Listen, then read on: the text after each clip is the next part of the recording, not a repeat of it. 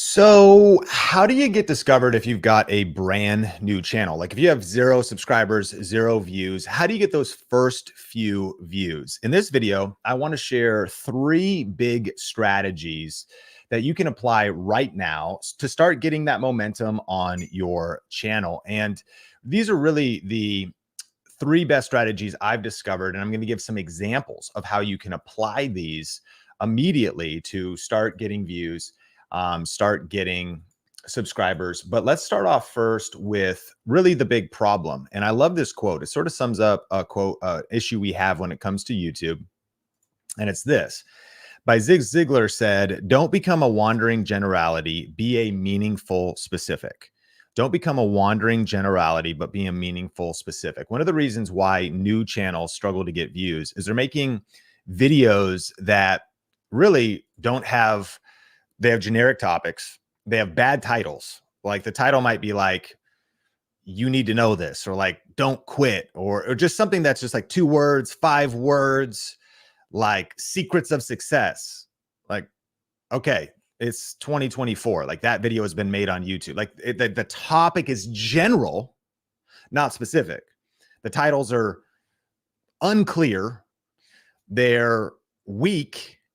And then really the content is unclear. Like the structure of the video, the strategy of the video is unclear. So if you're trying to get discovered, maybe you're making these mistakes. If you're trying to get noticed and grow from zero, perhaps you are struggling. And so let's cover these 3 strategies. The first one is our search-based strategy. Search-based strategy. What you want to do is focus on creating videos that people are looking for every day. Every day. So if you could find video topics titled well that people are actually searching for, not, sometimes people upload videos like, day 5, how I'm feeling today. Like you're doing a vlog, like, my weekly routine. Who is my? That's you. But who are you? I don't know you. We haven't met yet. You haven't got discovered yet. You don't have a personal brand yet. You haven't started growing yet, right? So no one's searching for that. One of the best ways to grow from zero. Remember, this is not the only way to grow on YouTube, but if you're growing from zero or you have a small channel and you want to grow, the search-based strategy is really one of the best ways to start getting views. And so focus on creating videos that people are actually looking for. This is strategy number 1. And let's look at a website called Answer the Public, because you might ask, "Hey, Sean, how do I actually know what people are searching for?" And if you're watching this live, I'm curious, what is your channel about? What topics are you covering? What is your channel about? This is our Coffee with Cannell show where we're recording this live, and we might repurpose this video, although the start was a little weak, so maybe I'll just re-record it. But ultimately, what are some of the topics? So productivity, that's perfect. We got productivity here in the chat. And let's go to answerthepublic.com. Let's type in productivity. And then here's what's kind of cool. You can search on Google, but you can search on YouTube. See, Google, Bing, YouTube, TikTok. I'm searching on YouTube. I'm going to productivity. Okay. United States, English. Now you log in with like your Google account or your Gmail or whatever, and then you can get a few free searches a day. 3 actually. So there's no real need to buy the paid version, although you certainly could. Now check it out. Okay, so we know that people are searching for the topic of productivity, about 50,000 people a month, which is great. This is the data behind it. But as we go down here into answerthepublic.com, which again is you can use it 3 times a day for free. So it's a free tool. We now have this wheel revealing to us what the public wants to watch. So let's see. How to increase productivity, how to study productivity, and how this little dark orange circle here in the center versus the light orange is how popular this topic is. Now, this wheel's a little bit hard to read, and I have it zoomed in so you can see it here. What you can also do is you could go to, you can rearrange this and say list. I like the list feature. So now we have productivity music, productivity apps. You want to know a good video? Best productivity apps. So rather than like day 7, how I'm getting stuff done, you haven't been discovered yet. If you made a video on best productivity apps for 2024, people are actually searching for that, right? And that is now a search-based topic. So when you're trying to get discovered as a new channel, a small channel, but look at all these ideas: productivity desk setup, productivity affirmations. Interesting, pretty good. So that is using answerthepublic.com. We're using the list feature, but you can even dive a little bit deeper on this. Let's go back to the wheel here and let's look at, we have questions, we have prepositions, we've got numbers, we've got related. Let's go comparisons. I like this one. So let's say productivity and time management, productivity and focus, productivity and motivation. Here's what quickly happens too. You start to actually expand your vision for your channel topic. And so we're talking about the search-based strategy, and Answer the Public is just one tool for diving into what are people actually searching for, and how could I verify interest in my next video idea before posting it, as opposed to just posting random videos that nobody is looking for. Remember, Zig Ziglar said, don't be a wandering generality, be a meaningful specific. We want to make videos that are not general. We want to make videos that are specific, especially when we're trying to get noticed early on when it comes to our channel. And here's the big question: what topic or topics? This is another reason why I probably won't repurpose this one.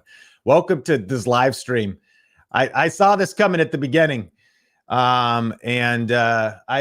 knew this wasn't going to be as clean as usual, but listen, I'm going to proof my slides real time here. And what topics are people actively searching for on YouTube right now? So Kristen is inside of our academy called Video Ranking Academy. And she said her second video is early on. She's 49 subscribers at the time of taking this screenshot. Brand new channel. How do I get discovered? How do I make my channel findable? How do I make my content how do I get noticed when nobody knows me? So Kristen says, this is my second video. I've posted 3 and it's done the best so far.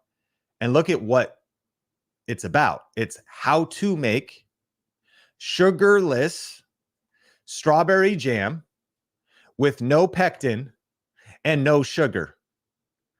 Now, a lot of people are out here failing on YouTube because they're wandering generalities. They're talking about like day 4. I don't know why I'm kind of like hating on like people doing 30 days of vlogging, which can work, but it's like day 4 jam recipe. Well, how am I going to find that? Or like no sugar jam. That's actually pretty bad, but like better. But look at how much of a distinction she's how to make sugarless, not just strawberry jam, but sugarless strawberry jam with no pectin and no sugar. Bottom line, you still got to make a great video. And we're going to talk about that in this video. You still got to do some other stuff, but this is the search-based strategy. So now people that want to make strawberry jam, but not just strawberry jam, they want to make sugarless strawberry jam. No pectin, right? And it was the second of 3 videos, and she got 628 views. So it's possible to get discovered if you have a brand new channel. We've been covering a lot how YouTube is recommending brand new channels with under 100 subscribers, recommending videos that have under 100 views. And they want to promote you. They legit do. Now, what they want to do most is not promote you. They want to satisfy viewers. They want to get the right content in front of the right people. But if you don't make video topics that are clear and not general, that are searchable so that they actually could be findable by people that are looking for things, then don't complain to me anymore in the comments about why you're not getting views. Use the search-based strategy. Like, think about how you can, for your channel, be tapping into the power of this and using tools like answerthepublic.com. Now, if you want, that's just one tool. We cover lots of different tools inside of our academy. And we actually have a free event coming up where we're going to cover even more tools in terms of how you could go deeper on that. It's called Video Growth Day. We've never done this before. This is actually a 1-day event. So imagine in a matter of hours, like you got to set aside like 5 hours. But you get a journal, get a pen, get your Kindle, so you can read during it. Get your Fire tablet, your iPad, so you can take notes. Notion. How do you take notes? Let me know in the comments. And lock in, if you're interested in really learning how to get discovered, get your first 1,000 subscribers, get noticed, or scale your channel, this is going to be a fun one-day event that is coming up. Link in the description down below if you want to learn a little bit more about that. We'll talk about how to start and grow your YouTube channel the right way, the best way to make money on YouTube, even with a small channel, and even if you don't have a product or a business yet of any kind. And then one of the big keys, how to make irresistible videos that keep your audience watching.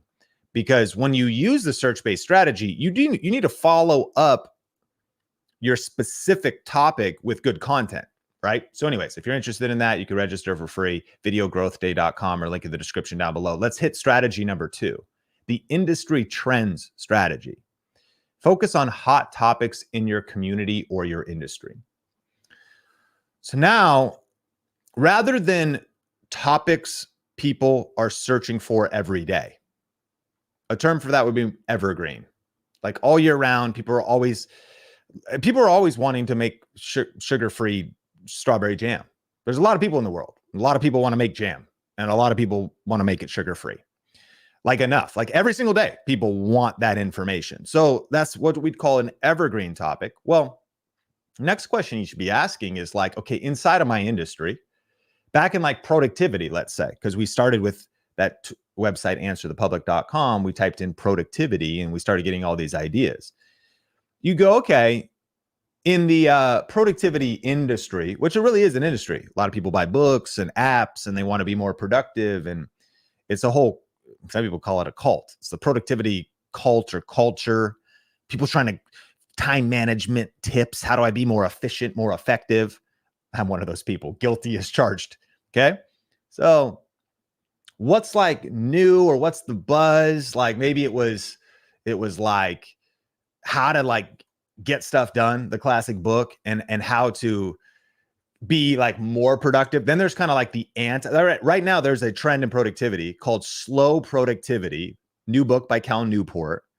This big idea that humans are actually not robots, right? We're not just like as many outputs as possible machines. We're much more about identify what's more effective. That's not the point of this video. Point is, slow productivity. Cannell Newport is one of the people in the industry. It's a new book in the industry. It's a new term he's kind of branding in the industry, slow productivity. Well, that would be not like a trend macro. It would be an industry trend. So what is a hot topic in your community or industry? If you were in keto, testing a new keto flour that had 0 carbs, 0 calories. Is there a new flour in your industry? Is there a new product? Is there something new, right, that you could cover in your industry? I posted a video about the algorithm, as I am a YouTube educator, and it was about how the algorithm is really promoting small creators, and the video is at 217,000 views. Now, again, you might be saying, Sean, easy for you to say, you started years ago, like whatever. Okay, listen, every single day in our Video Rake Academy, people are starting from scratch and getting discovered using the principles I'm sharing with you right now. But one of those things that you want to be covering is something new. As opposed to just, you're like, you know what I'm just going to do is I'm going to cover something that people have been talking about forever. That's good too, evergreen content, because at least it's proven. But what's new in your industry? So one of the things you could Google, I Googled fitness trends, and I came up with this article, 9 top fitness industry trends for 2024 and 2025. Study this, think about it, and you're like, oh yeah, I've been doing that lately. Oh yeah, that thing that's like at my and then think about this, at my CrossFit gym, not my CrossFit gym. I don't go to CrossFit or the gym. Just kidding. I do go to the gym. Just so dumb. Whatever. What's the point? Like if everyone's talking about like, bro, did you see that latest Andrew Huberman video? Have you been like cold plunging while you're, drinking, doing lines of turmeric? Have you been cold plunging while you're doing lines of turmeric while you've got red light therapy on your face? It's crazy. It like really hacks your cells. Like maybe people are talking about stuff at the gym lately. Maybe Maybe you're like, yo, did you see that new do-it-yourself BBL? It's too funny. Like no one else is laughing, like just me. The DIY BBL. You could drop that in the chat. It's a great day. Here it is. So what are the trends? What's the new stuff that's happening? You could also use a website like news.google.com. I'll head over there. I'll type in YouTube. That's my industry. Like what's happening? NVIDIA's AI team scraping YouTube. Did you know that without permission? Like all these people are using YouTube for their AI tools. Now that's just news. That's news is probably not going to help you grow your channel, but that news could be relevant to your channel. Like, oh, maybe you cover something industry news, you tie it in. Some channels are more based on news, stuff like that. And so lines of turmeric. It's too fun. Oh, why ice bath? Have you tried braff? Anybody remember the term braff? Bro, I was braffing lines of turmeric while I was taking an ice bath. Such a rush. I got so many creative ideas. Did you ever see that thing that said like the best way to come up with creative ideas is under pressure? It's like a professor teaching his class. He's like, the best way to come up with creative ideas is put yourself under pressure. So here's what I do. And he has a guy come up and put a bag over his face and start strangling him. She's like, oh, he's wrestling the guy, like beats him down. And then he goes to the whiteboard really quick and starts writing down. If you haven't seen it, like that was really a niche reference. But today is total chaos. This coffee with Cannell is just an absolute, I don't know, DIY BBL. So anyway, here's a question. What is new in your industry? And can you go search in like Google News and go search with different tools? And again, on videogrowthday.com, we're YouTube geeks out here at Think Media. And in just a second, Caleb's going to join me. And this is the Coffee with Cannell show. We got some coaching. We'll do Q&A and stuff today. But we like, you know, you always want to be thinking about what's happening in your industry, what's happening in your world, what's happening. And it could be anything. It could be, you know, parenting. It could be faith. It could be like there's a new Bible translation. There's a new controversy or something. Like what's happening in your industry. Why? Because you have a small channel. Nobody knows you yet. And you're trying to get discovered. So when you jump on something new, you can get some views. And here's why YouTube will never be saturated. And here's why YouTube will never, it'll be crowded and competition is fierce, but why there will always be opportunity on YouTube. Because new things always happen. I don't know if you've been following politics this year. It's been an interesting year. I mean, it's been a while since a president's had an assassination attempt, you know, a former president. And it's been a while since a president's maybe, you know, resigned. And there's a lot of new stuff happening. Like there's always new, and there's new stuff happening in tech, and there's new stuff happening with AI. And some stuff is also maybe less like new and trending stuff, but there might even be something, maybe you're more of like an ancient wisdom person. I'm kind of that way. I believe that, you know, the most core human problems, a lot of that wisdom has been clarified. You know, we don't need to look for like new answers necessarily to eternal problems. So that's why I get a lot of my wisdom, majority of my wisdom from the Bible, right? One of our core values at Think Media is the Bible is our blueprint. What's the point? But there's still new stuff. And sometimes maybe you're reacting to the new stuff just helps you reinforce the core thing you normally talk about. Like you might be like, bro, you shouldn't touch Ozempic. I'm not making a statement there for everybody taking Ozempic right now. I'm just saying that might be your belief. You might be like, instead, but because you talk about health and fitness, you talk about Ozempic for that reason, right? So you might be like, if you're at a faith-based channel, you might be like, bro, you might want to be careful with the Passion Translation. It's a new translation that you might want to be careful with. And then it anchors you back to your ethic and what you would normally. So no matter what we're talking about, you got to tie to the new, tap into the new. All right, let's hit number three. Number three, culture surfing strategy. So now you might feel like this ties into number two, but here's the difference. Cover popular topics that are making headlines. We're going broader than your industry in this case. Okay. So we're going to go to like what's happening in culture tied to your channel. So what I'm not suggesting is that you start covering news when you're not a news channel. What I'm not suggesting is, like recently when there was this assassination attempt on Donald Trump, like I legit was like, do I go live today on Think Media? I was like, and then I was like, nah, I mean, it's, I was like, but it was a good question. Like, does this tie in, by the way? And also if I ever saw anything, all of a sudden my Instagram feed was like 100% one thing. And then YouTube. And of course, certain channels could tie into it. And it doesn't just have to be political channels. It doesn't just have to be cultural, but there might be something that's happening. I think real estate, especially finance, business. If you're talking about, let's say, business, of course you can tie into the fact that the Feds drop rates or is a recession coming and some of these other things. It's a headline.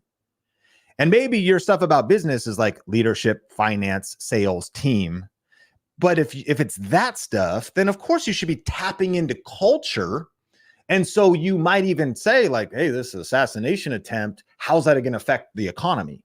You start making these connection points between culture and your content. It's called the culture surfing strategy.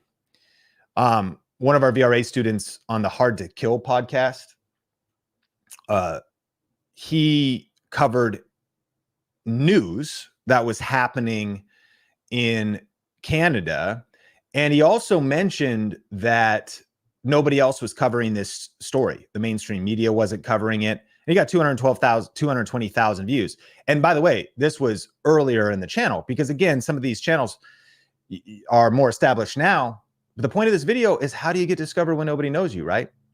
And so using these three strategies, these channels either just starting or growing up are getting views from scratch, from zero. One rental at a time is a friend of mine, Michael Zuber.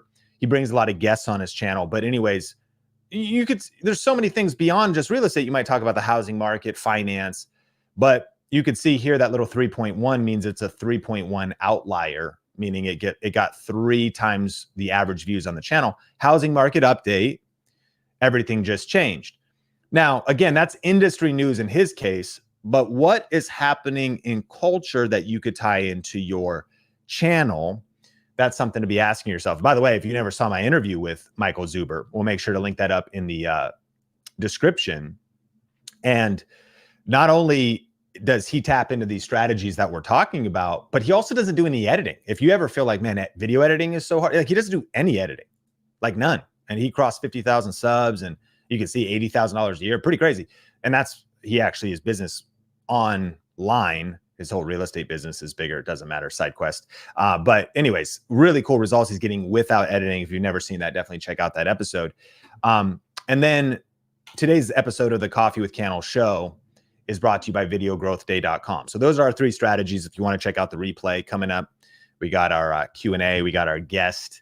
But today's episode is brought to you by videogrowthday.com. And if you want to learn more about how to apply these 3 strategies, and then what's most important is backing up these strategies with a strong title, a strong thumbnail, basically good video packaging, and then a good video behind it.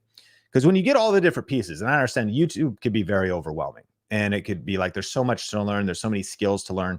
And it's really not just the tactics and tips and tools. Those are so important, but it really is skills, storytelling, branding, how to think, how to approach YouTube, how to deeply understand audiences, how to get clarified on who your audience is.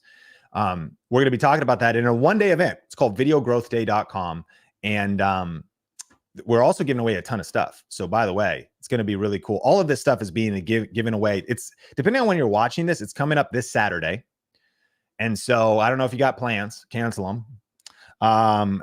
Well, it's nice outside. It's also nice getting free tech. Well, the sun is out and summer's almost ending. Yeah, it's also nice. Okay.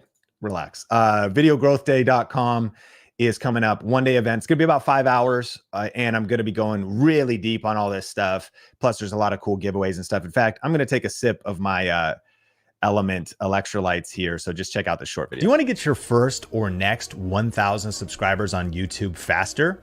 For the first time ever, we are hosting a free one-day event at videogrowthday.com. During this one-day online event, you will learn our step-by-step YouTube success system for getting views, subscribers, and making money. You'll get to connect with the Think Media team and be a part of community, conversation, and a bunch of cool giveaways. And you'll leave with your personalized YouTube game plan for success. So to register, just go to videogrowthday.com or click the link in the show notes.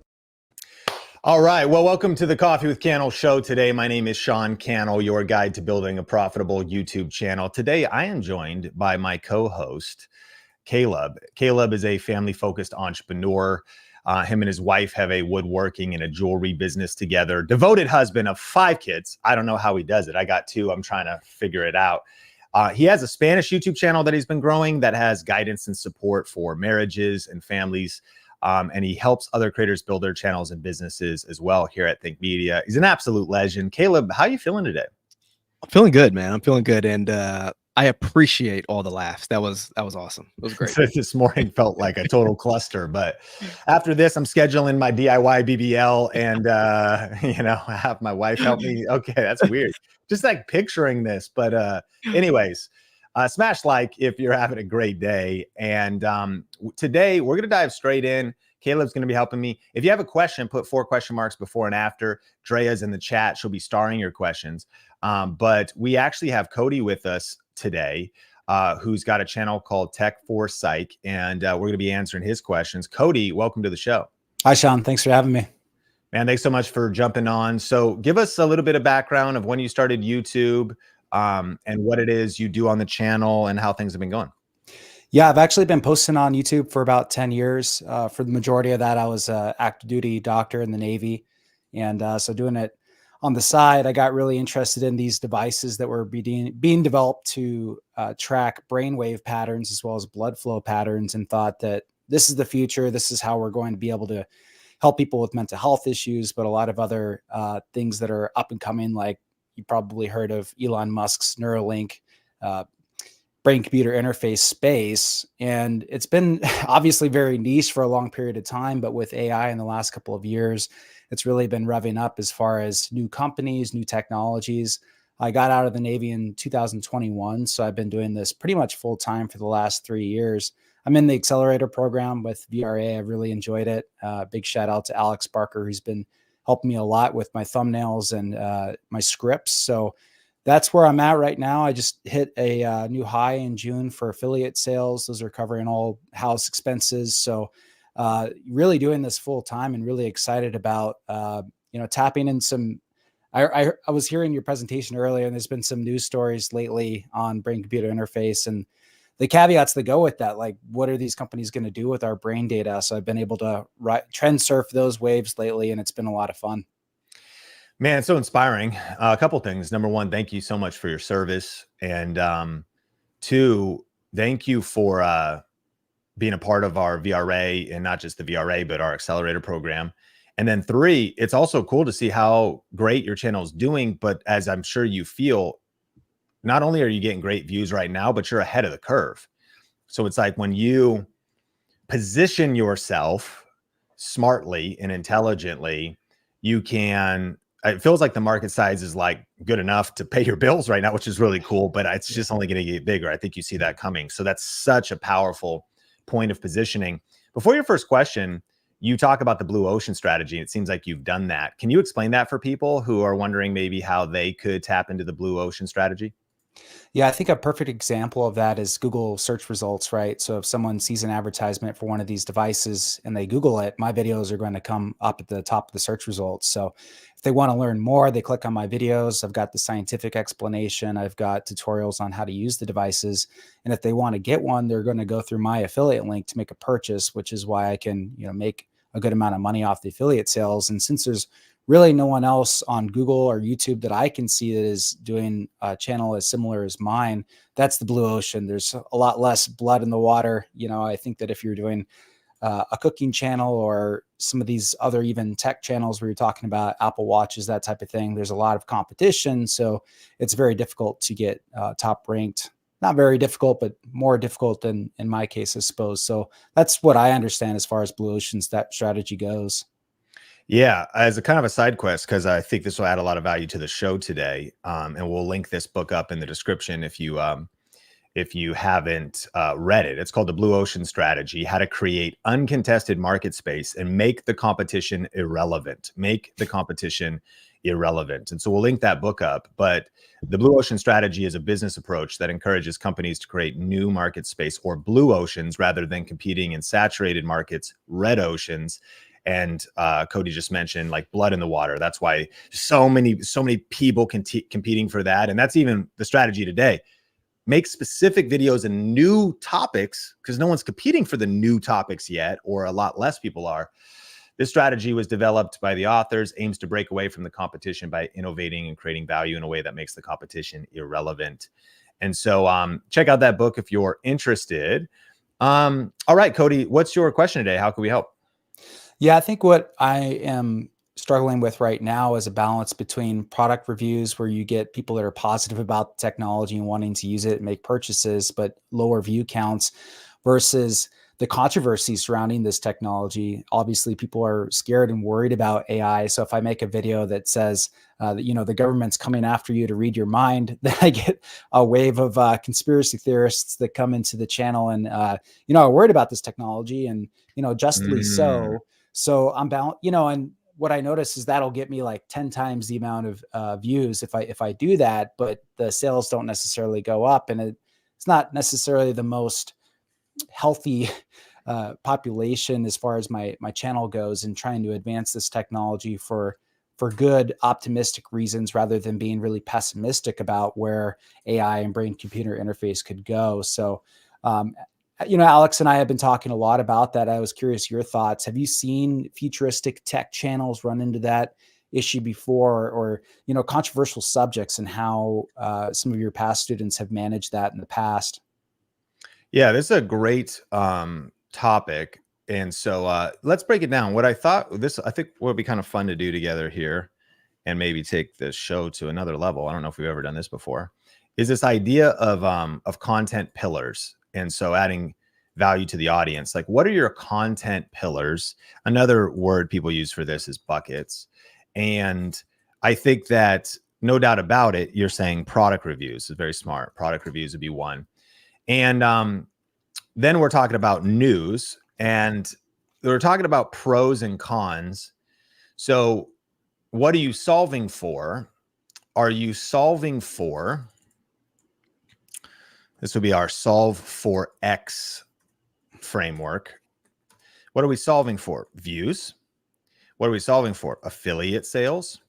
And what's kind of interesting, and why, if you think about pillars, product reviews is, and was I accurate to hear that you said basically from affiliate marketing of your product reviews, you can pay your mortgage?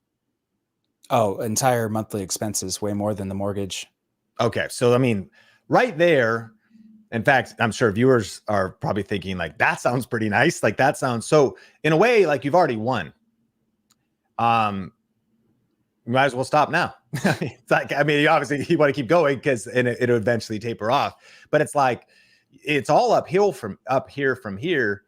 It's all uphill from here, which is exciting, because now you can innovate and take risks, but also be strategic. So we'll process this news idea. So you have content pillars, you've got affiliate sales, and I would say, like, I would do a certain percentage, because if you're not solving for views, and I think too many people solve for views. I mean, they're like, I just want as many views as possible. Do you want as many views as possible, or do you want to pay all your monthly expenses? Well, now that you've paid your monthly expenses, you can experiment, get new audience, and you also might innovate in the sense of, another way to say, do I want views, or do I want the right views? Because if you do news, but it attracts trolls or critics, trolls and critics probably aren't going to subscribe. But one of the downsides of, if you will, more wider reaching content is they might start growing your channel with the wrong views, or the, not just the right views, but the right viewers. So that's just something to be thinking about. And all I'm really doing is expanding on what you've already said, in the sense that if I cover news, you might get haters, but let me ask you this. Are you also getting people that are pumped? Oh yeah. So what's the ratio? It depends on the video. I'd say with the product review, it's hard to tell just from comments, but I'd say only about 10 to 20% of the comments are negative in product review videos. I'm talking about the news videos, the ones that go viral. Well, I had one that Joe Rogan was talking about one of the devices on his podcast, and I did a reaction to that, and that got about 140,000 views. And the comments were probably like 200 or 300. I can't believe where the world is going. It's all going downhill.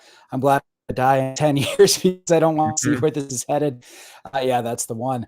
And so, it really, really depends on the video. So I've had both extremes, 100% positivity and, 90% negativity. But even the negativity, it's more just positing on where this technology is headed. And I just think that they're coming from a different angle on it, where I've been really trying to figure out where these audiences are coming from. I think that I realized, and I don't know for sure, but what I've seen on this is that if I get sort of like a Joe Rogan crowd coming in to see one of these videos, they might be a little bit more skeptical, kind of like a Glenn Beck or Alex Jones background, where they're really suspect of technology companies and what the government might be doing with this technology maliciously. So 100%. Yeah. I mean, half of, part of creating content is courage and conviction, and you have both. And you have to have a level of, shutting out the noise. I think an interesting thing to test would be to look at that Joe Rogan video, though, and see how many subscribers you got. Yep. It was quite a bit. Off the top of my head, I'd say I got at least 4,000 or 5,000 new subscribers just from that video alone. And what's interesting is it only had 700 comments total that I could tell. Yeah, it might have probably about 2,000 new subs. I think a video that has done better recently is that CBS News Response one. They got 20,000. It got 10,000 views within the first 24 hours of posting, which is pretty much the first time that's happened to me. That was back in June. That was really exciting. And that was a much better mix of, 60% positivity, maybe 30% like fearfulness. But that news reaction video did much better. So I think that's a better example of the balance that I can strike of getting new subs, higher views, but also attracting an audience that's actually optimistic about using this technology to track their sleep, their meditation sessions, improve their focus, the things that really could help them out. Yeah. So I think you're doing it exactly right. I wouldn't overthink it. I think you've got these buckets. You've got the reaction bucket. And this is like you're executing on VRA masters really well, because we talk about RSP, review specific products. We talk about news, which would be part of, culture surfing. And then really reaction is a way of doing that, but you're doing reactions. And is there any other buckets that you're kind of covering? Are you doing tutorials at all? Because then, there could be even how to use it, or like. Yeah. One of the things that, I do a lot of tutorials about how to set up the devices and use them. But one of the exciting things is that you can start streaming your brain data actually into ChatGPT. So I've been having some videos lately of ChatGPT reading my mind through these devices. What does the world come to? That's crazy. Well, I want Caleb to come on. He'll maybe share some stuff about some other opportunities on the channel. But in summary, and I'm looking at these content pillars and these buckets, and I want to encourage viewers to make their own buckets and to think about what goes on the channel: product reviews, in your case, culture surfing, news, reaction videos, tutorial videos, and then maybe answer specific question videos, Have you gone deep on this one recently? No. And, you know, that's one of the things I've been thinking about doing more is live streams. I know you said that at Grow with Video Live a couple of times. And, you know, I'm thinking about, I need to start doing more real-time question answering, or, you know, picking out most common questions and answering those as well. To me, yeah, I think about just like you know, brain wave, just the basic like brainwave AI. Let me see, you know, what are these things kind of called? It's cool to see dominating the niche. So what is this AI mind reading technology? But even like, it'd be something to say like, what is AI mind reading technology? Yeah. Because More answer basic. specific questions and simple questions, but what's kind of maybe a complex answer, but just sort of getting back to the fundamentals, 101 principles of someone's totally new to this and curious, like, what is insert your niche for everybody watching this? Like, what is the fundamentals of your niche? And especially for you, because you're pioneering on something new here. So getting in front of these fundamental basic questions in regards to this whole idea that if a video goes viral, you might have a majority of people that are negative about the new tech or whatever. I don't need, who cares? I mean, it's the nature. It's also just the nature of going viral. It always is. It's some of the most painful things. If you go viral anywhere, you get the most toxic comments. But I think we just need to understand how the internet works. Like, all of a sudden, even if you had maybe hundreds of views or thousands of views, hundreds of subscribers, thousands of subscribers, your world is kind of small. And so there's just not the volume. There's not the amount of spotlight on you all of a sudden. But if all of a sudden something gets a lot more exposure, you also just get a lot more opinions. The thing that's interesting is do the math. I think that's a principle we should all apply. The math meaning this: what's the like to dislike ratio? Now, maybe it's really bad, but like, if still that video got with Joe Rogan got less than 800 comments so far. It got, you're saying 2,000 subs, it's probably more now, but let's call it 2,000, 144,000 views. So out of 144,000 people, most people didn't say anything. Only less than 1,000 actually left a comment. Even if the majority of the comments were negative, then you could look at likes to dislikes, probably a lot of dislikes because people are like, oh, I'm so mad, you know, and more than the comments. But also, if you do the math, 2,000 people, I'm guessing, were more bullish or positive about it because they chose to click subscribe. So it's like, would you trade 800 negative comments of people who are going to watch it, complain, and leave and not follow you again for the 2,000 people that you discovered in the process of doing that video who will stick with you and follow you into the future? This is a good conversation before we go to Caleb of just, I think, the mindset that all of us need to hear on Coffee with Cannell. And it's just kind of this mindset of ever-growing influence on the internet. We have to have thick skin, but a soft heart. We have to have courage and conviction for what it is we're talking about and sharing, but knowing that with more influence, just with more spotlight, just comes more criticism in general. And I wouldn't try to necessarily avoid it, although there are times where YouTube is a continuous process. That's why it's powerful you're in our coaching, because we're always navigating, we're always pivoting, we're always asking questions.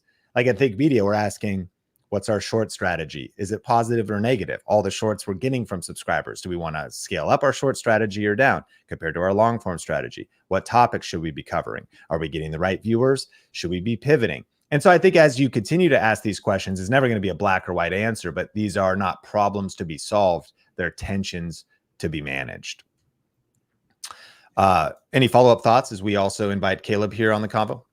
Well, I was curious on your 30,000 foot view. You know, we talked about blue ocean strategy and, you know, how I'm kind of in front of the trend. I was just curious, like if you're in my position, would you double down on what I'm doing? Or because there was a time 18 months ago where I was like, this niche is too small. I'm going to start, you know, talking about Apple Watches and, you know, other wearables that have much larger following. But I kind of realized that it's harder to get into those as like an authority subject matter expert because there's already more competition. And just watching the niche grow over the last 2 years has been really inspiring and is like new motivation to double down on what I'm doing. So I guess the shorthand question is that, should I keep doing what I'm doing? Is there anything different that you would recommend that I do other than what we talked about already? I would triple down on what you're doing. I think you're you're in an incredible space. I'm curious what is your space though? I call it Give me the I call it term. What are the keyword terms? neurotechnology. Okay. So neurotechnology. And then what is like maybe the most street level? There's two terms. Here's some good terms for Coffee with Cannell. Drop these in the chat or in the comments. Kitchen table talk and backyard gossip. These are big strategies we talk about at Think Media. What is the kitchen table talk? Because I'm telling you this, neurotechnology has not reached kitchen table talk yet. You know what I mean? Like I get when my mom comes over and stepdad, they're in their 70s. My mom's like, so Sean, I was researching neurotechnology today. Yeah. It's not at the kitchen table, backyard gossip, your neighbors come over, you're hanging out. Like, so, what's the latest in meditation tech or neurotechnology? What other terms though? Is there any others that come to mind? Yeah. How about headphones that track your focus? Okay. Headphones that track your focus. Is that like a focus tracker? Is that different? It is a pair of headphones that's coming out next month, and I have a partnership set up with this company. Should be very exciting. They're going to have a lot of news coming out in September, but it measures your brain waves through the earphones. And it's going to give you metrics on how well you're focusing when you wear the headphones. By the way, what we're actually now doing together is also important. I'm taking these terms and I'm trying to really distill and refine down, if you will. This is a niche Coffee with Cannell episode. So we have our content pillars. I think we have to one thing to define would be the topics. What do you want to be known for? What do you want to be authority in? And what are your core topics? This would actually go higher than the buckets, really, because the core topics is getting fierce clarity upon like what is and it's not really backyard gossip, but it's geek gossip. It's a new school, and it'll start reaching eventually. Maybe a product will have more awareness than the name itself. And then one of the things I'm doing is I'm heading over here to Google Trends, and I'm putting in neurohacking is interesting. And it looks like this is the last 5 years. So by nature, you could see that it's going to probably not be much, but we can see that this stuff is just popping off in the last, let's go 12 months now. This is crazy. Like this started on July 14th, 2024. These three, and by the way, I've got neurotechnology, neurohacking, meditation tech. I saw that on your channel. And in this process of research, which by the way, if you're watching this and that's the headphones that I was talking about, the Master and Dynamic one. Yep. Okay. Yeah. Headphones that can read your mind. So even that mind reading is more mind reading headphones. So what would people like? How would they be saying it? Like this really ties into like the beginning of this where we talk about, search based and that one. But if you notice here, even though that's there, it still doesn't have as much traffic. So in summary, a couple things. I think that define what winning looks like. You're like, my YouTube channel covers all my monthly expenses. Now I know we all want to grow. And sometimes human nature could be like, what's next? And how do I get more? How do I get that silver play button? Sometimes you might be like, I believe you will get a silver play button, but maybe not as fast as somebody else because other niches, other total addressable markets are much larger.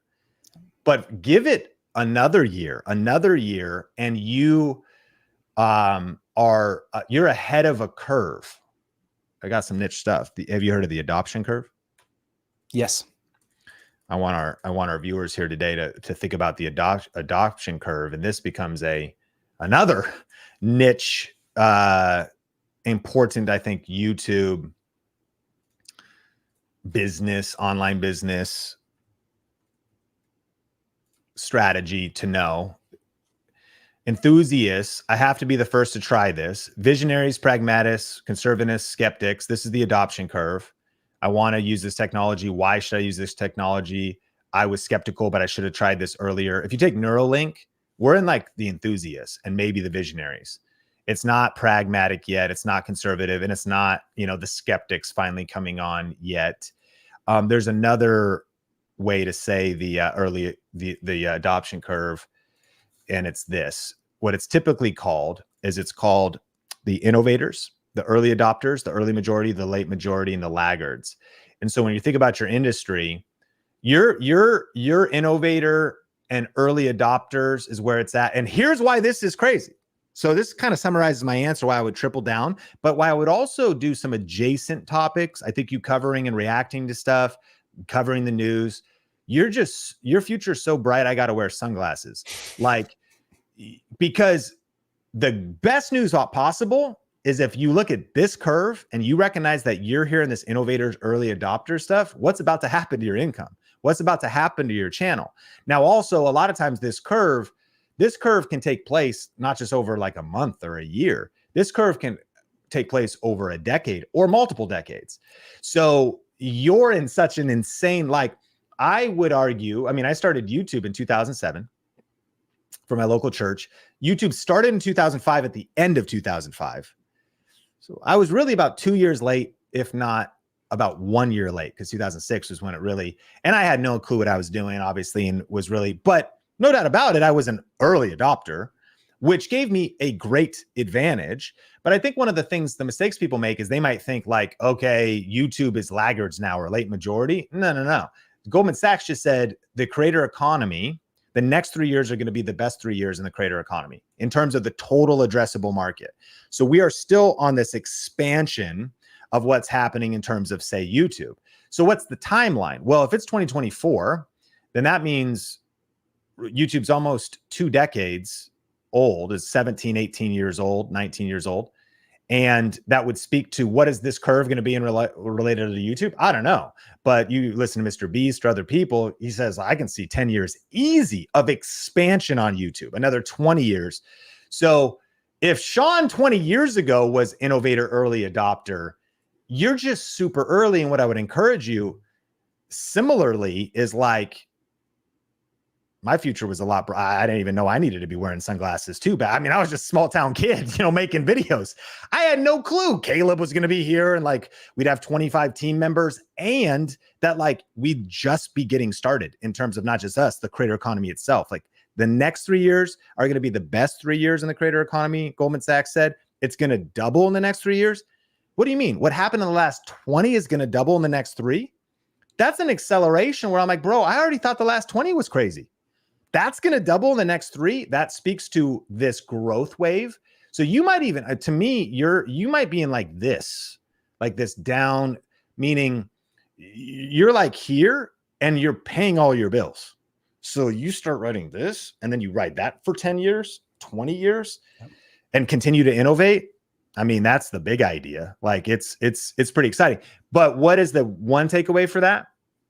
Gratitude, because your bills are all paid. And so that only keeps scaling, but then patience. And even with the blessing of the finances coming in or passive income from affiliate marketing, some stuff is patience. Of course, we're on offense. We're trying to make great videos. We're trying to grow faster. We're trying to get that silver play button as soon as possible. For some of us, I would encourage you this, like your silver play button is inevitable if you just give it enough time. Like even if you kind of just, because you already got to 37,000 subscribers, just multiply by how long it took. And I guarantee you'll be, now I know you 2012, but you just kind of pivoted the channel. How long this has been happening, it's a matter of math. How much time multiplied by growth. I think you could see some accelerants there, but half of the game for you will just be patience, because you do need to let, if you will, the world to catch up, that adoption curve to kind of process. And there's no reason why you can't be on aggressive offense in the process. But anyways, that's exciting. Caleb, what do you see? Any takeaways, tips as we land the plane with Cody, and then we get into Q&A with our Coffee with Cannell. Coffee with Cannell, 4 question marks before and after your question. And I'll let you and then we'll get to your questions in just a second. But Caleb, what do you got? Yeah, I'm pumped. And, you know, I do feel like you are laying the foundation of so much that's going to just come over the next few months and years, probably, especially with these reviews of products. Because like you said, somebody goes to review that product and you're the only one that comes up. Like, that's awesome. And then you being ahead of the game with some of these, like these headphones. And so once this stuff starts to get into the mind of the masses and they start searching it, you're the only one there. And you've been in the game for so many years. Not only are you the only one there, but as other people come up, people are going to go to you because you've been in the game the longest. Like, I just went back and looked at your videos 9 years ago. You have these devices on, like, you know what I mean? So like, if I want to learn about these things, which now I'm actually personally intrigued by, and I'm like, okay, I need to get one of these things on my head and you know, help sort some stuff out or figure out whatever's going on. I don't know if that's going to figure it out, but that's the point, is that like, you've set yourself up in so many different ways over the years, that I'm just pumped for you. Now, what I would say just practically, and these are probably things that you've talked about with Alex, and these are things that in coaching sessions we would be talking to you about and just helping you out with. But just some practical things that I saw on your channel that that you definitely want to probably take care of early. The most important thing I would say is you're doing great with your description, where you have a description and you have the link. I would also just add that in the comment section. So what you do is ask a question in the comment section to try to drive some engagement, but then also have a link to that product. And the point is, we just want this product out in front of people's eyes as many times as possible, right? So they might skip down to the description like I do, and a lot of people just go right to the comment section. Like, I don't really read the description that much, to be honest. Now, if I'm watching a video and let's say a Think Media video, and it's on a review of a camera, and they tell me go to the description, yeah, I'm going to go to the description. But in general, I'm just going right to the comments usually to try to see, I don't know, a lot of us have that thing where we just go to the comments. So have that in the comments. Also responding to comments. Like, I went back to your latest video and some of your older videos, respond to the comments as much as you can. That just builds that relationship with people. And that's also part of like the buying process, right? The more of a relationship you build with these people, then later on they might buy from you. So there's that. I would say use your community tab as well. You haven't used the community tab in a year. That's a great opportunity for you to share older content or even just talk about your experience with certain products. So that could be more of like, you could do like a straight up product review with a picture of the device on your head and you just talking about the product and then a link to that product there. So it's just another way to talk about the products. Again, share videos, share behind the scenes stuff. Just great ways for you to connect with your community. Next, I would say, practically speaking, for your thumbnails, I would, especially because you're really active, I would do photo shoots more often, right? Like more photo shoots of you with different headshots. I would just make that a part of your strategy that, you know, I think Sean does it like every 3 months. But I do see some repetitive photos. And the only thing that ever gets me thinking through is when somebody sees your thumbnail with a specific photo and then they see a new video that came out, but the photo is the same, what does that do in their mind? Does that make them like, do they think that that's just an older video that they've already seen? So little things like that, I would update your photos from time to time, just periodically, change them out. And yeah, no, I mean, other than that, I agree 100% with Sean. And we have another creator that Sean brought on a couple of months ago. I think it was like Mons Media or something like that. And he was doing some AI like generation, like kind of like Monzon Media. Journey. Monzon Media, exactly. He got hired by an AI company to be a creator for their channel as well, in addition to his own channel. Yeah, and what he was kind of like in your position, like 5-6 years in the game, just doing it out of passion and love and all that. And all of a sudden the AI art world took off and exploded. Like, you're sitting like right there on that space where this thing is definitely going to explode, especially with combining this with AI. Just when you said that I can connect this thing to ChatGPT and it can read my mind, like what? And then I was reading something the other day where like the percentage of the population that uses ChatGPT, I think is like 1% or something. It's extremely low right now. But once people start to figure out, hey, I can have this thing on my phone, I can use this for almost anything in my life. People aren't even using it for the most simplest things. It's like, help me write a resume or a cover. Like you can use it for anything. Once this catches on and they start to figure out, oh, I can connect devices and my mind and all this stuff, like it's going to explode. So I'm just pumped for you, man. And yeah, you're doing great.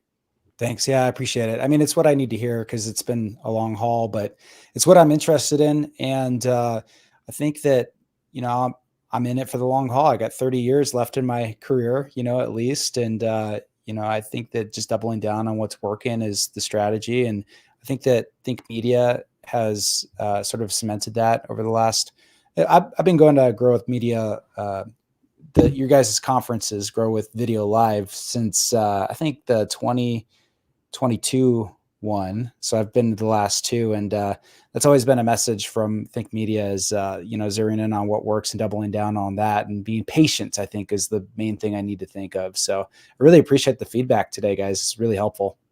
Cody, thank you so much. Appreciate you. Thanks for jumping on. Thank you.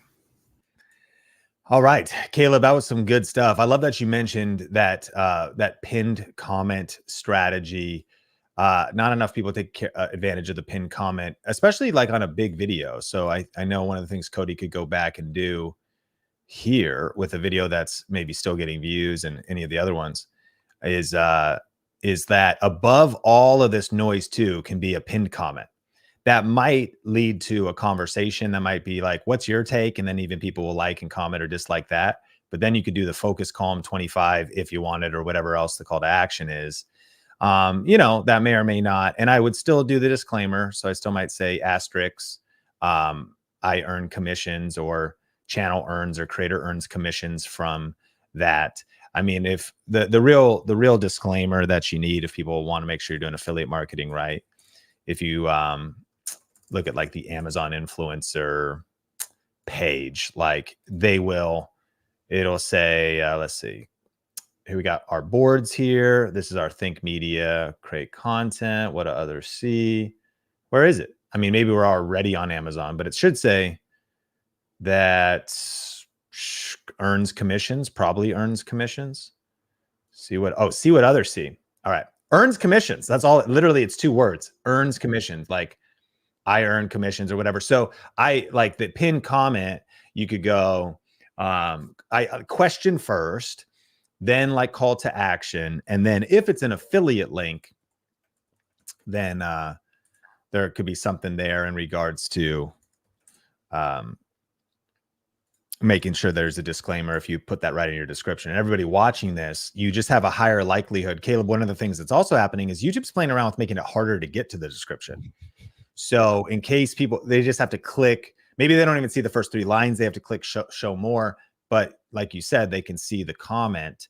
Yeah, when on mobile, I went to his channel from mobile, and the link was not there, right? So then when you went to it here from the web, it is there, but an enormous amount of the population are going to watch from mobile. So you definitely want that pinned comment. I'm adding our disclaimer on Craig's video. So Craig did the video. Dre is updating our policies. We're making sure information travels across the whole company. Think Media earns commissions, and it's may, because we have different types of link, may earn commissions from links. And you know, a little space right there. So Craig did this video on every YouTuber needs this lens. You've got the description with affiliate links in it. And then here's the pinned comment strategy though. What lenses do you find essential for content creation? Let us know below. So there's a question. And then a great lens for YouTube and content creators with little emoji pointing to the affiliate link. And I'm throwing in the disclaimer just because, and actually, I mean, there's a couple things. We do have the disclaimer in the description, but they're not going to see it there. I don't want people to be cavalier watching this about the FTC, the Federal Trade Commission, making sure there's transparency and that you follow those regulations. But I think that I don't want to be afraid of like overdoing it, because this is a different surface and it might be the only surface where they see that. So they look at the pinned comment, now they can see all that stuff, but it just makes it easy to then go, boom, hit the link, heads over to Amazon, to the lens, Sigma 16 1.4. If you've never heard about it, great lens that we love. And then that's our affiliate link. And Cody was already crushing with, he's already paying the bills for his, his higher monthly expenses from affiliate marketing. You might be able to raise, especially on the past videos that get the most views, just a few more clicks. Of course, the question is the video, it's going to be better on the product review videos. It'll be less effective on the news videos because they don't have the intent to buy on the news videos. But if they're on the product review video, they want to check it out. You might be able to raise your affiliate commissions by 5%, 10% from that one strategy. Small tweaks lead to giant peaks. Well, listen, we're going to get a Q&A, but today's Coffee with Cannell is also brought to you by Opus Clip. Are y'all using Opus Clip? Let me know in the chat. So Opus Clip is an incredible software for helping you take your YouTube content and the videos you're making, the long form videos, and to turn them into vertical videos. So we use this at Think Media, like, I don't know the stat, but I feel like 10, 20, 30, 50% of our students in our community uses Opus Clip just because it's so cool. And there's a link in the description if you want to check it out. It's an AI video editing tool for content creators. So let's test it out. So I did this video on how to grow your real estate business with YouTube, 10 tips. Had Brian Adamson on the show. And all I'm going to do is I'm going to copy the link to this interview that I did with him. It was a video podcast. And what I'm going to do is I'm going to post this link over on Opus Clip. And I am going to say get clips in one click. And then boom, it goes to work. Now, we may need to come back here a little bit later. And last time I did this, I did like a 2-hour video. And so it took a little while longer. But let me see. Is it working? Oh, it's already done. Okay. In queue. All right, here we go. Let's do this. Let's do this one. Here we go. Analyzing processing 20%. Now it's a 20-minute video. Estimated wait time 8 minutes. So we'll answer some questions and we'll come back to show you what's happening here. But what this is going to do is it studies the video, but it's not like it just pulls out random moments. It listens to the script. It listens to what you say. And it uses kind of some of the stuff we talked about in this very training. What's trending online? What keyword phrases are trending online, getting traffic? Are people searching for? Are people looking for? And it's pulling out those moments of your video. So it's like having like a team member that you couldn't afford to hire, that would cost you thousands a month to go through your content and to do the research and to go study and to look for everything. And it's like doing that all for you with AI. And I'm excited to show you what we come up with here in a little bit as it gets done processing. And so we're 20% in, and we'll come back in just a second. But you can check out Opus Clip in the description down below. Thank you for putting 4 question marks before and after your question. The unconventional diabetic asks, what about niche topics like Run Disney that don't just have a ton of search volume according to Answer the Public? So that's a good question. Another way to just test out a topic is to go to YouTube and search the topic. Answer the Public. It's not going to hit Answer the Public yet. It's also like YouTube only. And here's the first thing I want to do. I want to type it in YouTube. I'm going to type in Run Disney. And I want to see just one of my favorite free tools of all time is the YouTube search bar. One of the most underutilized tools on YouTube is the YouTube search bar. One of the most underutilized tools by YouTube experts who get comfortable and forget about the basics and the fundamentals. Michael Jordan said, master the fundamentals and everything else you do will rise. So what do you do with the search bar? You type in the idea you have. So the unconventional diabetic had this idea of Run Disney.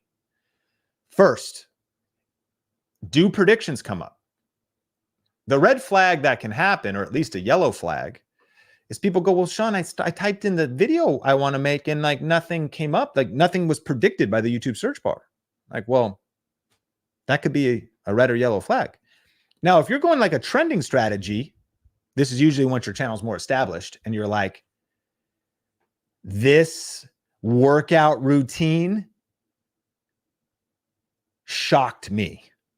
That's not a search-based title. That is hoping, that's a suggested-based title. Suggested is a form of traffic on YouTube. It's not keyword-based. It's mystery, curiosity-based. And it's a great strategy. It's actually potentially will give you, it's more viral. Like 85%, 75% of traffic on YouTube is suggested-based. Saying that though, so many people struggle and they never reach 1,000 subscribers. They never, get going because they really should start with the research tools and the information we're sharing in this video by making proven video topics that people were actually looking for with keyword phrases, at least in the title, and then still tap into suggested traffic. But if nothing is predicted, that's a red flag or at least a yellow flag. If it is predicted, now we also can type into Run Disney and say, okay, look at all these different ideas it's giving us. Do we talk about the Run Disney Princess Half Marathon? Do we talk about the registration tips? Because now these are specific ideas with not just a Run Disney video, but like, let me break down how to do registration. Let me break down the registration tips because we're learning what people actually want. And, remember, you could go _ space and look at Balloon Ladies Run Disney. Let's see, how to register for Run Disney. All these different ideas just from the YouTube search bar. Okay, so first of all, this is past my test. This is past my sniff test. That it would be, I verified entrance, but here's the second tip, is if I just type in Run Disney, is look at how many views people get with the results that come up. Whether it's as many as 113,000 5 years ago or 5 days ago, 526. Literally, the channel is Run Disney. What is that? Disney itself. You got Matt, 14,000. You got 11,000 here. You got 33,000 here. But check this out. People don't even know about these filters. Do you know there's filters when you do a YouTube search? Let's go upload date this month. Just curious. So you got the Run Disney channel. We got running and makeup, 703 views. Not a huge channel. Dare Run Disney Olympics. The only reason we're finding this creator is because she included Run Disney in her title, proving the point of like people are looking for specific things. How to register 2 weeks ago. And this was what I was hoping for. And thank you, Wendy, for the question, because what do we talk about? How do you get discovered when no one knows you? This channel, AJ, people know him, but he's only got 241 subscribers. He's in his early days of starting. I didn't know AJ Parker yet. Now I'm talking about him on the Coffee with Cannell show because he put something specific and made a video about it, Run Disney. How to register for Run Disney races, everything you need to know. All right. He has more views than he has subscribers from tapping into Run Disney. So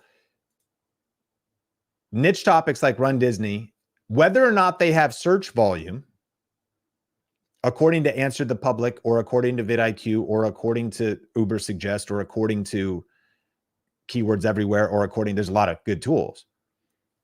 That's the problem, is it's not those tools are limited. Tools are important.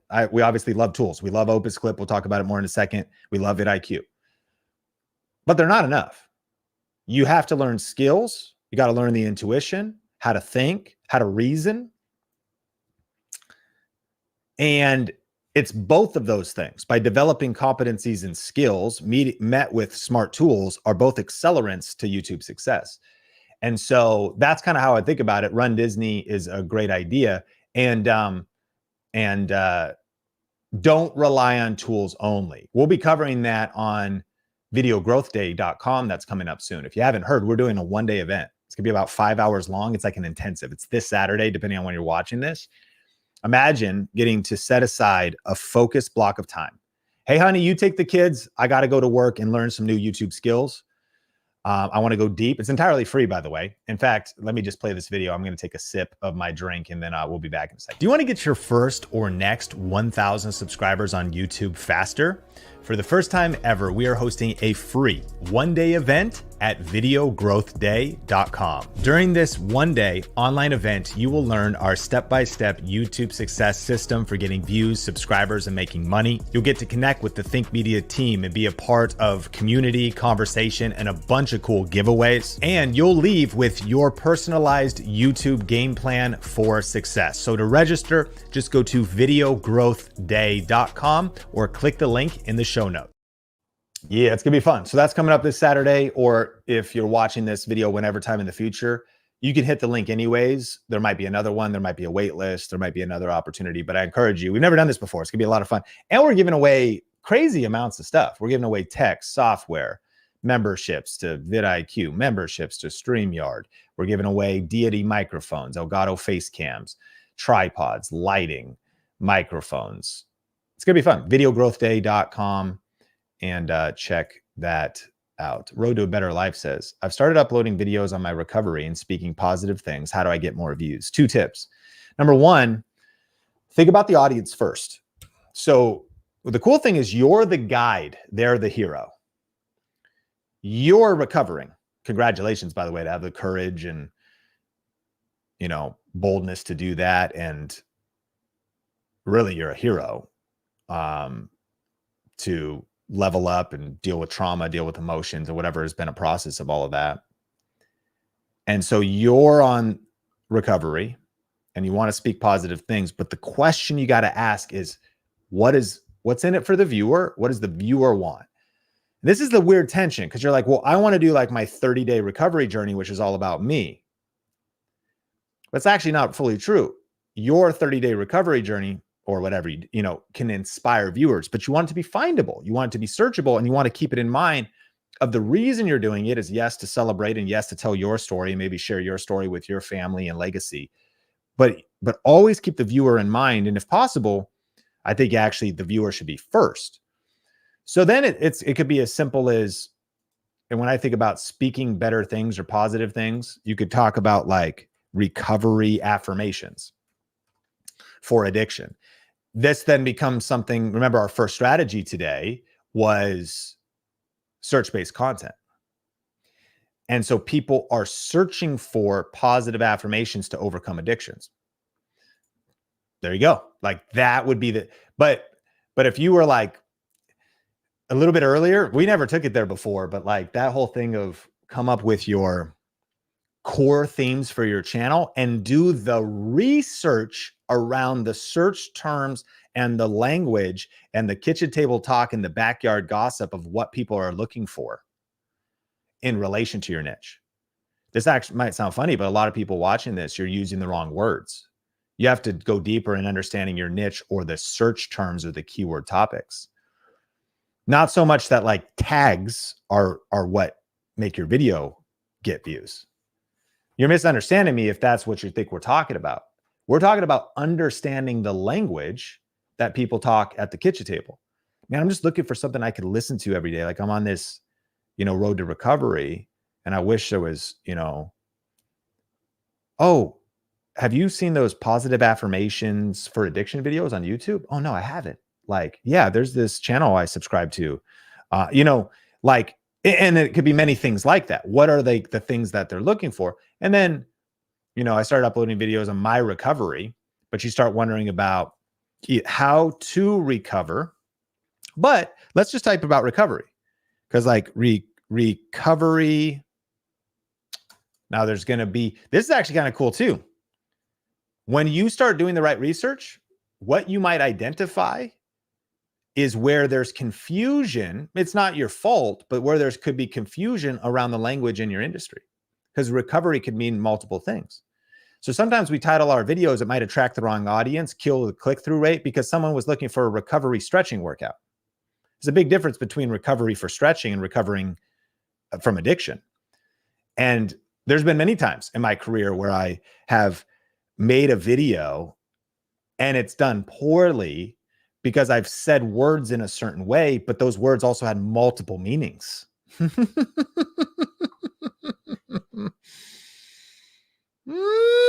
Like just like a Disney villain cackle. So those are some of the tips that I would give you. I'm going to kick this one to Caleb. Sean, Caleb, do you think small channels have a higher chance of success if they are posting trending stuff only? Is that a thing? You're muted. Can I unmute you? You got to unmute. Oops. Yeah. So it is definitely a thing. You have to ask yourself, is that what you want to do? And the reason I say that is because there are some channels that is what their entire channel is about. Like they post trending stuff, and that type of channel can actually take off really fast, and you could actually sustain that for a very long time because you're kind of at the forefront, continually talking about things that are trending. That is like in my mind, that is a type of channel. So you have to ask yourself, is that the identity you want for your channel? Now, in terms of, can you use it as a strategy to grow? Of course you can. Like, absolutely you can. But then it's kind of like what Sean was talking about with these different like buckets of content. I'd have to ask myself, what is the overall identity of my channel? What am I trying to accomplish? What kind of viewers do I want? What am I selling something? So I got a lot of different things that would be in my head to help break that down. But to answer the question, does it have a higher chance? Not sure, but does it have a chance?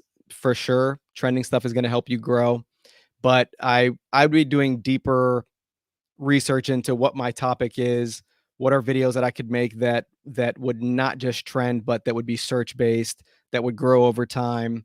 So those are some of my initial thoughts, and I think it really kind of it also depends on the niche. I think it really depends on the niche that we're talking about. Dad the Cat comedy sketch show. That's kind of interesting too, though, because we're talking about a comedy sketch show. So, like, are you creating sketches? Would be number one. So then, like, the sketches themselves would be things that you would have to come up with. Find the. I wish we could find. Does this channel have any content, Sean, that you can find? That'd be kind of. Yeah, it's a good question. So far it looks like it's an animation channel, maybe that they're doing here.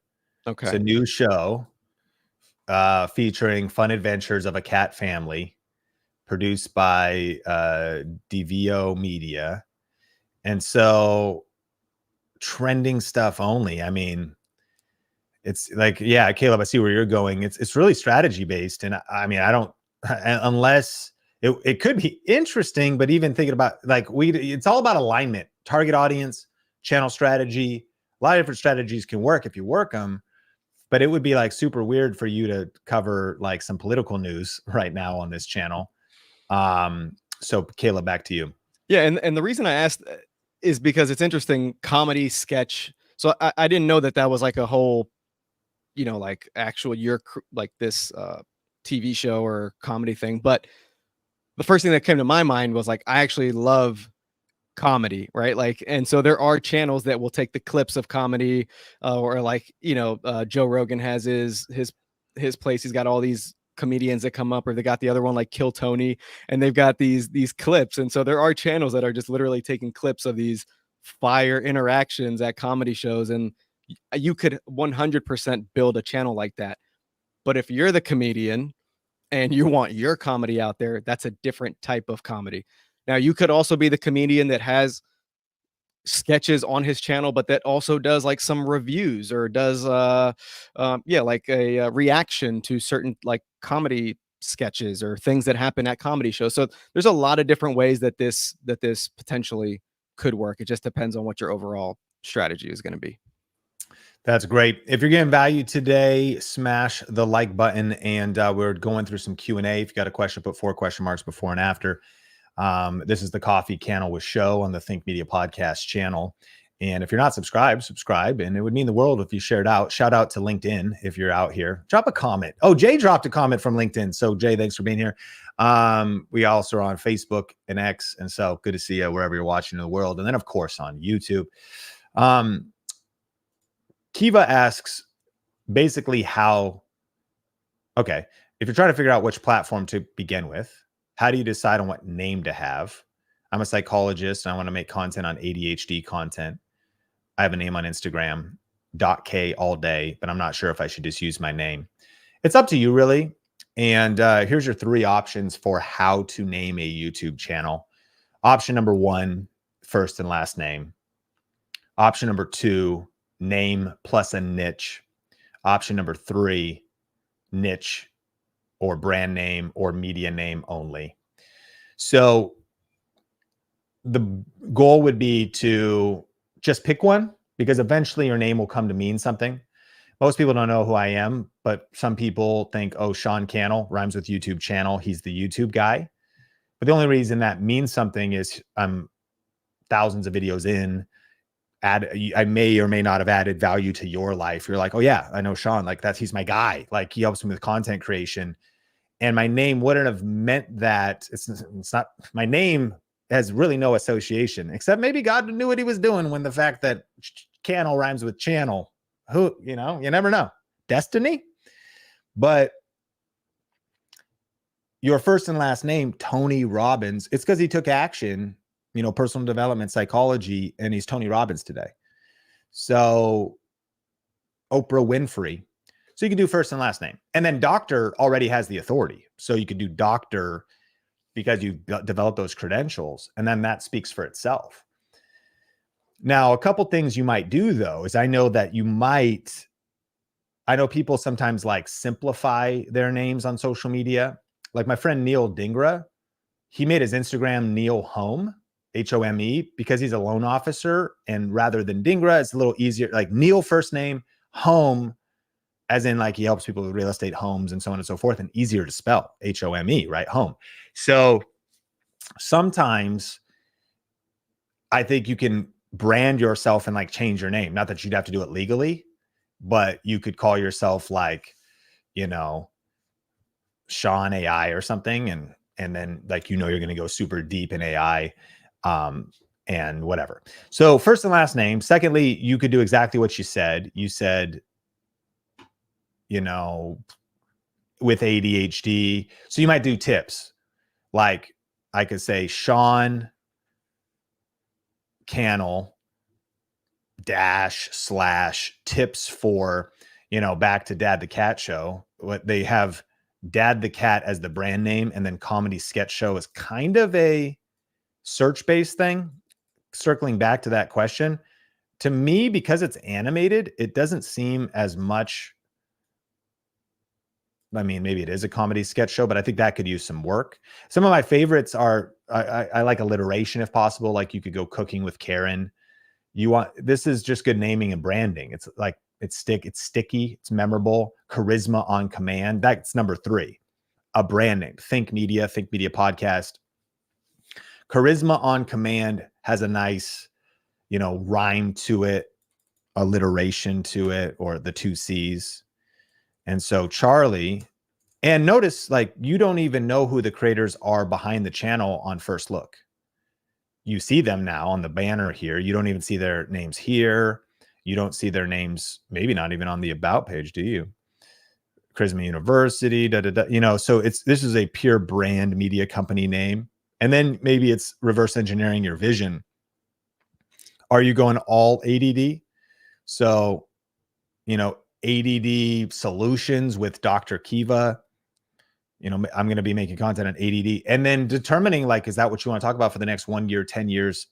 And that's a lot of pressure. Like, bro, I have to commit to what I'm going to talk about for the next 10 years. We don't have to. Like, you could just kind of, and things are changeable. My channel Think Media originally was called Think Media TV. The URL is still youtube.com/Think Media TV. And it was kind of funny because I was so stressed when I was like, you know what? I'm going to delete the TV. I'm like, what are people going to think? Is the algorithm going to break? Is anything going to change? Not even one person mentioned it. There was a few, actually, I did get a couple of comments like, what happened to the TV? And I was like, well, number one, this isn't even TV, although I guess YouTube is YouTube TV. They have that offering. So maybe TV is still around. People still buy TVs, but whatever. So it's like you actually can change your URL. You can change like your @ handle. You can change your name here, or you could add to this. Now, sometimes YouTube doesn't let you change it multiple times, and like it takes 30 days, but you could do it. So you could call this like Charisma on Command : psychology tips. They could still change that, but of course, there's a benefit to dialing it in and like then building upon it. So the final tips would just be, you know, think through the tips I've given you, pick one and get started with it, knowing you can change it later, but don't lean too heavy on that you could change it later. It's worth thinking this through, getting to like done is better than perfect. Like getting to like a good enough, getting to like what you feel is like, it's like a 6 out of 10. All right, ship it. SHIP. Get it in the mail. Like, it's okay. We can make tweaks to it later. Let's get at least the big idea clear, and then maybe we change it later. So good question. All right. Gary V says the YouTube algorithm is on the interest graph, not the social graph anymore, the TikTokification of social media. Now your content will find the right audience. Can you go wider with content now, off topic, or you can stay niche down? It's a good debate, Jay. The big debate is, you know, I mean, there's an argument to make that Gary's platforms, well, number one, absolute legend, getting insane numbers. Number two, his opinion is he's like, I talk about wine and the Jets and business and social media and pop culture. And people, and I think what also happened though is like, he is the brand. Now, you could also say like, I'm the brand, but let's think about this. Think Media has made a promise. Think Media Podcast has made a promise. YouTube tips. I might bring in some email marketing, but it's for YouTubers. I might bring in to help you build an online course, but for YouTubers. I'm going to bring you YouTube tips. That's probably why you're here, right? Now, I might bring in how you could use Opus Clip to also post content on Instagram. But what are you using at the start? Your YouTube videos to make. So YouTube is a strategic brand position that I've done. As you get into vertical video, I think that I think that is more interesting. You know, more than anything, I'd point you to a couple things of research. I think if you haven't seen what Alex Hormozi said, when he goes, I started doing cooking stuff and dating and relationships, and I started getting much bigger numbers, but like, it did not lead to business results. It did not lead to like better quality leads for acquisition.com. So I simplified our strategy, only talked about business, got a lot fewer numbers, got much higher CPMs and RPMs, but got way better leads. What are you solving for? I think Gary's got a good point that lots of different clips can go viral. But oftentimes whenever they do about random stuff, like by the way, we've got a Think Media Podcast has just done exactly what you're saying. Now, mind you, we take the full length conversations, we cut clips out of those conversations. I don't think this is bad, but I'm not confused about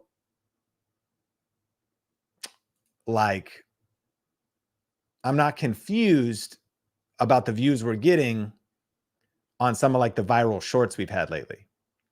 So for example, let's talk about it. So we made a video called How Rob Dyrdek Makes $1 billion with 4% of his time. It has nothing to do with YouTube. This video has 9.1 million views. This is the example. This is the answer to your question. Can you go broader and like get views? Yep, I just proved it. What is the net result of this video? Well, $1,721 beats a poke in the eye. 24,000 subscribers. I'll admit, these are not my favorite subscribers. If you subscribe because of this short, you're my favorite.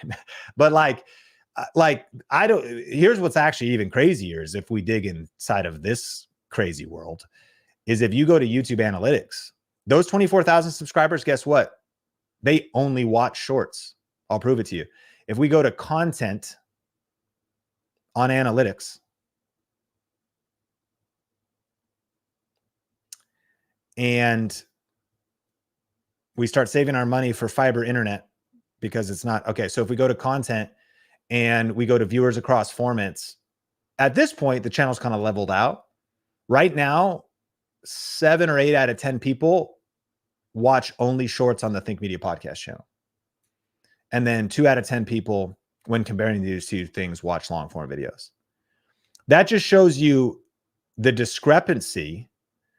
Once we didn't just have one, we had multiple shorts go viral. The mistake a lot of people make is they go, oh, that ruined your channel. No, it didn't. you just can't be confused. You're creating two different audiences, and shorts viewers a lot of times only watch shorts, and long form a lot of times only watch long form or a little bit of both. And so you just have to be understanding what it is that's happening. And so here's my answer. I'll take it. That's where I'm at right now. I'll take it. I've got a little bit of a wider audience.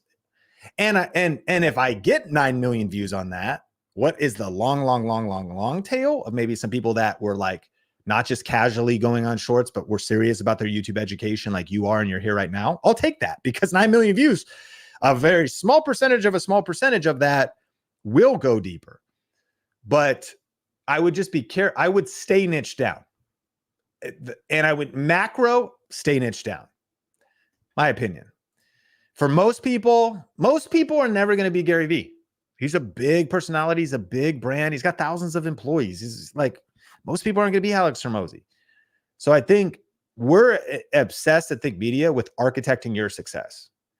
And I think one of the best things you could architect is, what do you want to be known for? What is your niche? What is your money plan?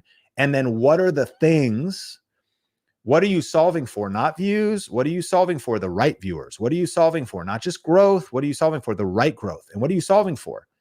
I want to pay my bills like Cody. Do you want 100,000 subs, but you're struggling like a lot of influencers are because they only did shorts? Or do you want to be like Cody with a channel that's relatively small about a very new technology? He's like, bro, yeah, like all my monthly expenses are covered by my YouTube channel. Let me know in the chat. Would you like all your monthly expenses covered, or would you rather have not, maybe just a little bit of money, but you still got to work part-time or full-time at your other job, and you get a lot of views though? Do you want the views, or do you want all your monthly expenses covered? I threw a lot at you there, but let me know what your thoughts are.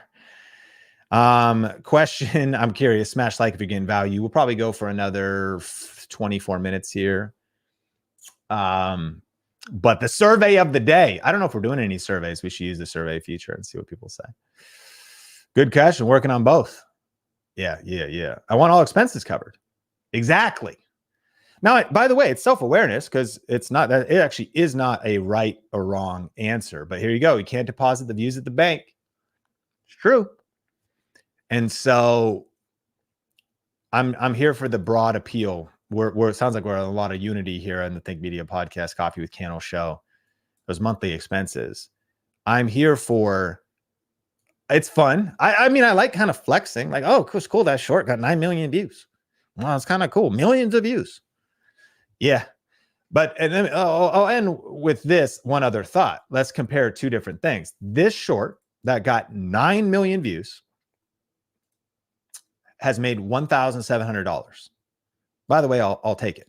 That's cool. That's good money. That's cool for a short too. I took 9 million views to get it, but that's almost $2,000. Like, that's a iPhone Pro Max 1 terabyte, like right there, just covered by a short. Like, okay, we're good. But if you go to revenue and you go to your best performing videos and you look at a long form video, like, let me see here.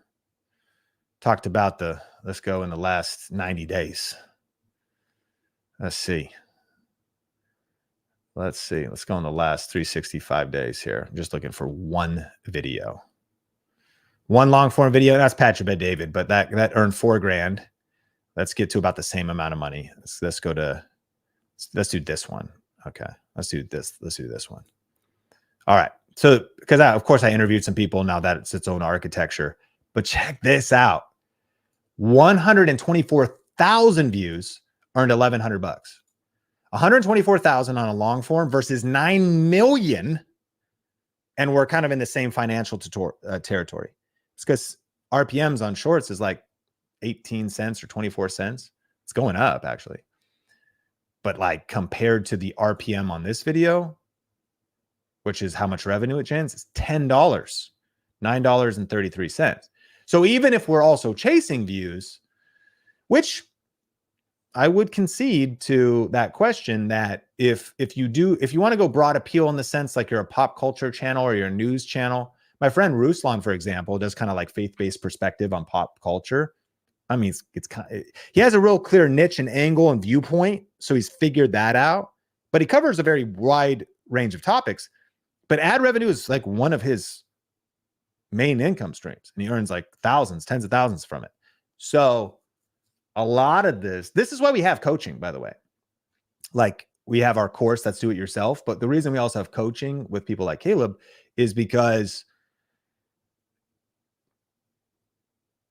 like, not only so much on YouTube, everything on YouTube takes intuition, strategy, thought.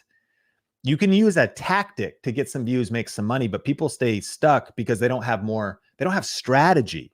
And then maybe even what worked yesterday doesn't work tomorrow. That's why people stick with our programs for not just weeks and months, but for years. Because they're like, yeah, this thing's growing and it's pivoting. There's new stuff to learn, and I need an outside perspective. I want feedback. So anyways, we're always here to help. If you want to reach out, I'll tell you more about some of that stuff. I'm going to kick it to Caleb. The question is, how do you get people to comment more, Caleb? Be controversial. No, I mean, like, yeah, literally you could take a perspective on, take a side on certain things, and people will want to argue with you in the comments. And that's one way. Another way is just to ask people questions in your videos, like ask specific questions and literally prompt people to comment. That could be like, hey, if you agree with me or you disagree with me, let me know down below. Or if you have something you're talking about, Sean does it all the time. Hey, comment down below. So for me, it would be just as simple as in your videos, just being strategic at a point where you want to ask a question and prompt that response from them in the comments. Another way would be that framework that Sean was sharing about, you posting a comment, actually, like you being the first comment. So what we like to do is, as soon as a video is released, we'll go back, we will post the first comment, and we'll typically ask a question, obviously related to the video, something that will probably be at the front of their mind, and we want to prompt that to get that out of them. So ask them in the videos, go to the comment section, you be the first comment, ask them a question. And then the other thing would be, when people are commenting, respond, because your response can also just take the conversation in a different way. Other people are going to want to get in on the conversation. So it'd be, especially in the beginning, any comment you get, like any comment, just respond to that comment, and just value those people. And a lot of the time also, like when people see that other people are commenting, they will drop their comments. So there'd be some basic ways. Woof, it's great. All right, we're going to try to do a lightning round here. Famous first words and last words. You know what I'm going to do is I'm going to make some promises. Can you expand on how to use the community tab? We'll do an updated training about that. Drea, can you do a little summary of a couple things of to-dos? Because that's a topic that would not be lightning round. And then this one as well, how to get more impressions. Great. That's a whole little bit different than views. How do you get the impressions? I'll give you one kind of cool thing that YouTube employees revealed, that as you get impressions, YouTube will give you 7x like the next week, I believe is the quote. And that was Todd Bupre. So it's kind of like, once you start to, honestly, if you go and if you're just jumping on and you watch the replay of this deep dive training we're doing today, the front part, I mean, once you start making search-based videos or industry related topics or culture surfing, strategy, and you start to get some impressions. And there's this comment, you've maybe heard that the rich get richer. People get mad, but it's true. In fact, it's almost biblical, because Jesus said, he who has more will be given. They who do not have, even what they have, will be taken. It's kind of like, sometimes we could sit around, for example, and be like, that just sucks. You're sitting on your couch, no opportunities coming my way. My phone's not ringing. I've got no opportunities, no opportunity in this town. There's not even any jobs. Yeah, for sure. Unless you want to work 40 hours a week. Dumb and Dumber. Did you catch the reference? And the flip side is, if you go out and you start to apply and you get a job, but it's kind of crappy, but then you start to build your skills and meet some people, then the fact you got off the couch, you met some other people, and then it led to another opportunity, And then you did well there, which opened up a door to another opportunity. And so I'm not just talking about money. The rich get richer. Those who are rich in ambition and skill building and gratitude and kindness and adding value and giving with that expectation, what happens? It multiplies. So by taking action, you build a flywheel of momentum. And by sitting around and waiting for something to happen, nothing happens. So they who have, more will be given to them, and they who do not have, even what they have will be taken. Because also, it's like you're sitting on your couch doing nothing and not paying your mortgage, then your house gets taken away, then your car gets repoed. Then, so it's like this kind of universal principle. That's a long answer to like that I wasn't going to give, because I want to add this to the list, Drea, of how to get more impressions as like a niche topic we cover one day. But just YouTube saying, once you start to get impressions, we're going to give you 7x the next week or day. I forget which it is. So if you get 100 impressions, what they'll do is show your video to 700 people. This ever expanding reach of YouTube then is just a question of how strong is your title, topic, and thumbnail, as well as the content. Because if more people keep clicking on it, what do? Show it to even more people. And if more people keep clicking on it and liking it, then it'll show it even to more people. And if you feel stuck, you might be like, yeah, it's unfair. It's not that it's unfair. It's that you have something to fix. And I think if you fix your mindset first and think, okay, I need to maybe try some search-based content or some industry news content or some culture surfing content, and then I need to improve my skills, then your impressions can multiply. But we'll definitely go deeper on that topic. And I'm going to take, for our last run of questions here in just a second, I'm going to take a sip of my drink. But I can't emphasize enough, if you're serious about YouTube, if you're just dabbling right now, kind of treating YouTube as a hobby, then this event is not for you. But if you're serious about growing on YouTube, we're doing a free one-day event called videogrowthday.com. Here's a little info about it. Do you want to get your first or next 1,000 subscribers on YouTube faster? For the first time ever, we are hosting a free one-day event at videogrowthday.com. During this one-day online event, you will learn our step-by-step YouTube success system for getting views, subscribers, and making money. You'll get to connect with the Think Media team and be a part of community, conversation, and a bunch of cool giveaways. And you'll leave with your personalized YouTube game plan for success. So to register, just go to videogrowthday.com or click the link in the show notes. I love this question. How many affiliate links can we post in the description box of one video? Well, 3 things you need to know. Number 1, I want to say, Caleb, can you fact check me? The description of a YouTube video only fits 5,000 characters.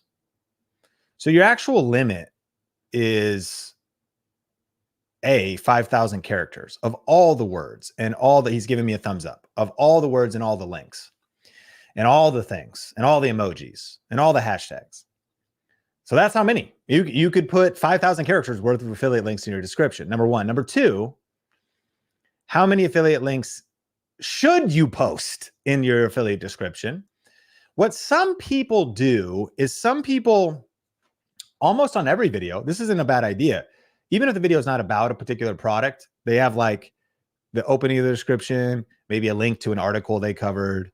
They got their social media, and then they're like the gear I use. And if they're, a lot of our students will do this, if it's like a cooking channel or a DIY channel, they'll talk about the things that like people always want to know, like my favorite tools, my top 10 DIY organization supplies. Like if your macro channel is about like DIY home organization, but one specific video wasn't about like your favorite things, you still might have those links you keep putting in your description. There's one feature you should use called like a canned description. It's not called that. Caleb, what's it called? What's it called when you save your description? We're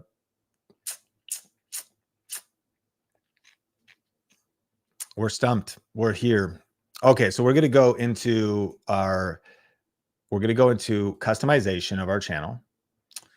We have branding, which is kind of cool. This is a underutilized. Drea, add this to the list. We should update this whole section of YouTube that is underutilized. Okay, so we've got our description of our whole channel. Where is settings? The upload defaults. Yeah. Upload defaults. Nice. Okay, so we're going into settings, upload defaults. You can have, we have like some templates for us. Like notice it says enter keyword SEO description here, call to action, playlist. So we have some reminders of what to enter. And as you scroll down, we have some things, including links to our different things, our, an affiliate link to Epidemic Sound. And then it's just always there. So you just don't have to redo it every time. We don't rise to the level of our goals. We fall to the level of our systems. And so that's like having a system of maybe some of those things. But the last thing, the number 3 tip of how many links should you post in your description box. And Steph, this might be a worthwhile upload. I don't know if we've gone back into some of these Coffee with Cannells, but and then cutting out this part or leaving it because it's interesting. But the 3 tips. There's like 3 tips when it comes to affiliate links in your YouTube descriptions. I'm going to talk about them in this video. Tip number 3 would be internet marketing best practices would encourage us that you should have 1 call to action in most situations, not 7, not 15. Now you might be like, Sean, in this video, you're talking about Opus Clip and you're talking about Video Growth Day. And it's also 2 hours. All right. Relax. And number 2, also on video podcast, I was watching Andrew Huberman the other day. It took me 36 minutes to get through his sponsors. Today's video is brought to you by Theragun. Today's video is brought to you by Four Sigmatic Mushrooms. Today's video, I was like, all right. And I was actually pumped because that's like the stuff I'm into. I was like, this is my favorite part. Like, what other biohacking? But like a lot of times, if you want to have better success, I mean, it's logical if you're like, here's my home office setup. Here's my favorite kitchen tools. Then it'd be logical that there's 7 favorite kitchen tools. There's 7 affiliate links because that is kind of the 1 call to action. They're all organized. But my point is this, a mistake that people make is a lot of YouTube content creators violate the principle that if you confuse, you lose. You're sending me multiple ways to go. I don't know what way to go. This is why In-N-Out is such a genius fast food chain, because there's just not that many options. So I'm not like at Cheesecake Factory stuck for 45 minutes just flipping through the pages. Like, do I want pad thai? Do I want a chicken burger? Do I want salmon? Do I want jambalaya shrimp? Do I want sushi? Like, what is this place? How many different options are there? I can't decide. Now, of course, Cheesecake Factory is okay, although their stock is plummeting. I'm just kidding. But imagine, like, I just like lean on that because they confused. So what can be powerful is if you align your whole video around, especially if it's going to be like what's the 1 big call to action of your video? That's just something to think about. And a lot of times you'll have better conversions in affiliate marketing if you architect a video around the 1 big call to action, make it easy to find the 1 big call to action. And let's go back to Caleb's tips. That link is above the fold in the description. That link is the pinned comment. And so embrace all of those tips, because I think media, of course, will do like Cyber Monday. We just did Prime Day live streams. And so like there was 55 products we talked about. So there's like 55 links. There's a time and place for that. But I think that embracing the big idea of if you have 14 call to actions, you probably have none.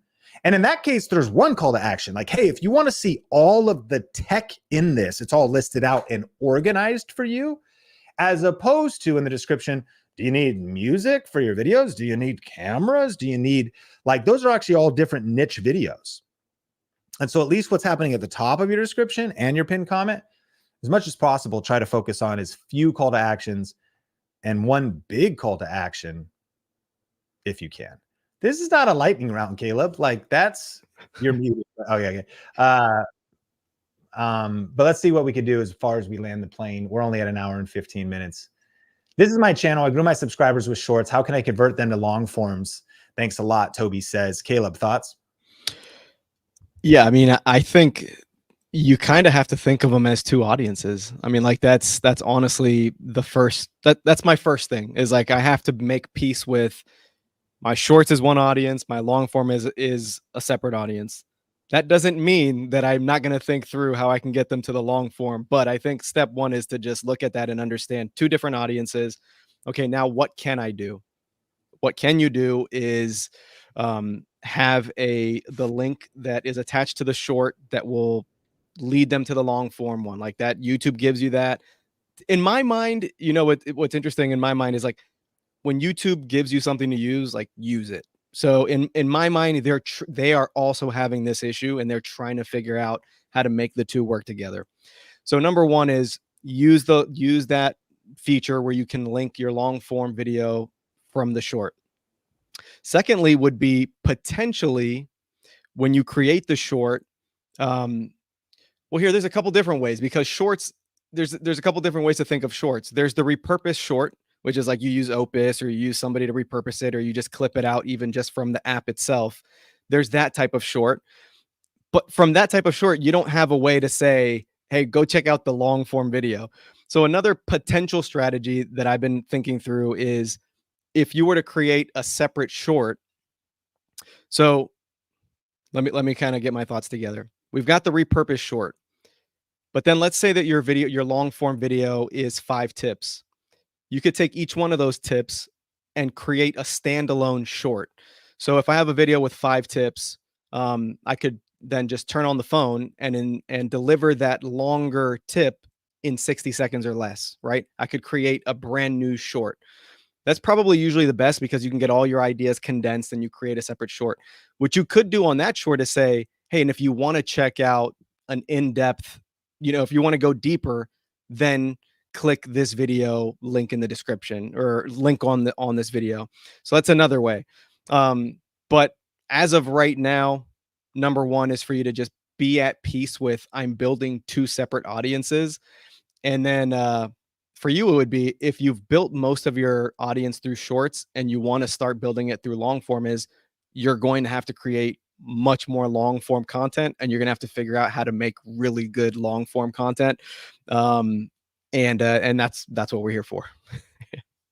Yes, that's a great answer. Okay, a couple things. I've got some exciting announcements. Smash like if you're getting value. And based on that question, Toby, if y'all are watching this Coffee with Cannell and haven't seen today's podcast, maybe you're watching this in the future, it's called How to 5X Your YouTube Views.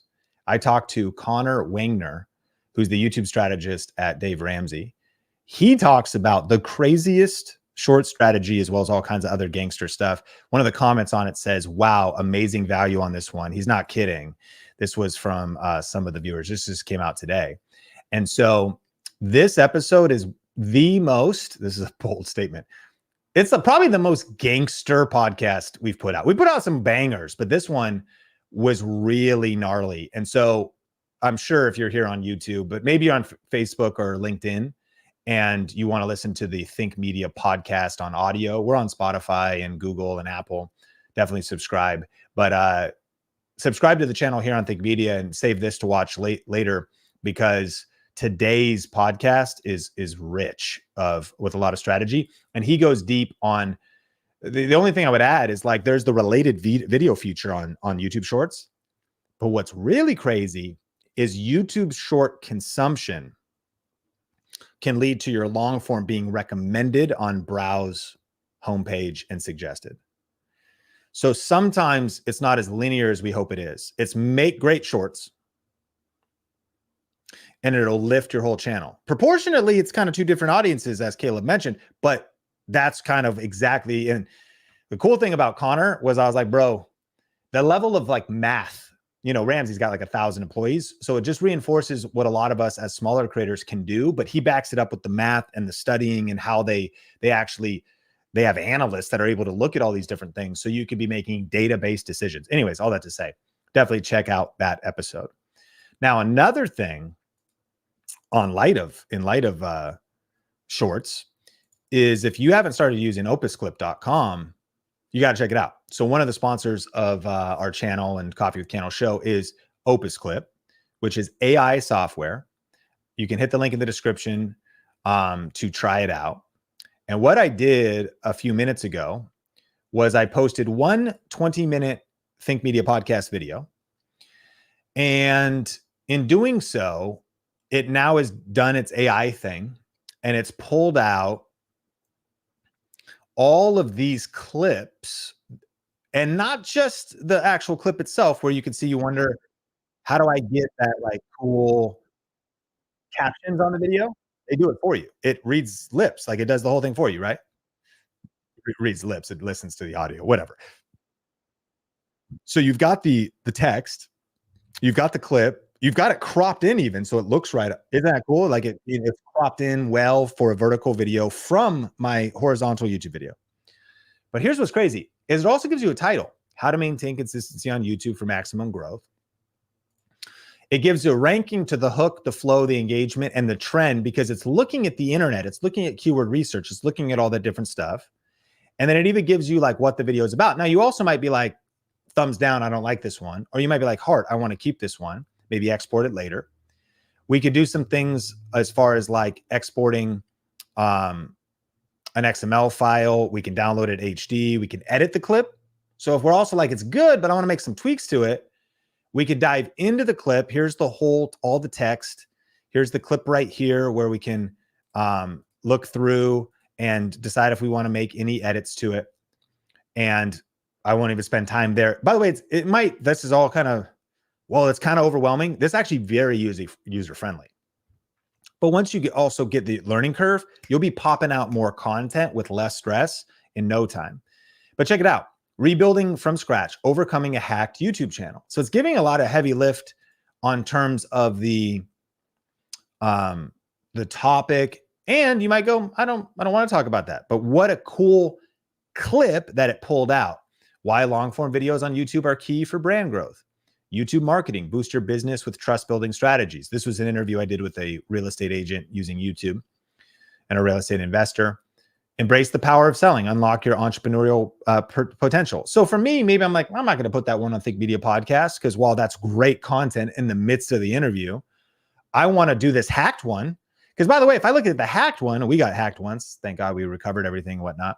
But I might then, now that's got a great title. So then the YouTube Shorts title, I'm going to probably work on it a little bit. I'll be like, or I probably will get rid of this rebuilding from scratch. I would just call this overcoming a hacked YouTube channel.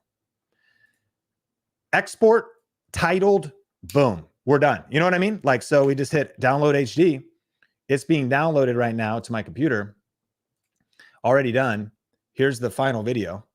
And I could upload this right now. Think about how fast that was. So I posted the YouTube link in Opus Clip.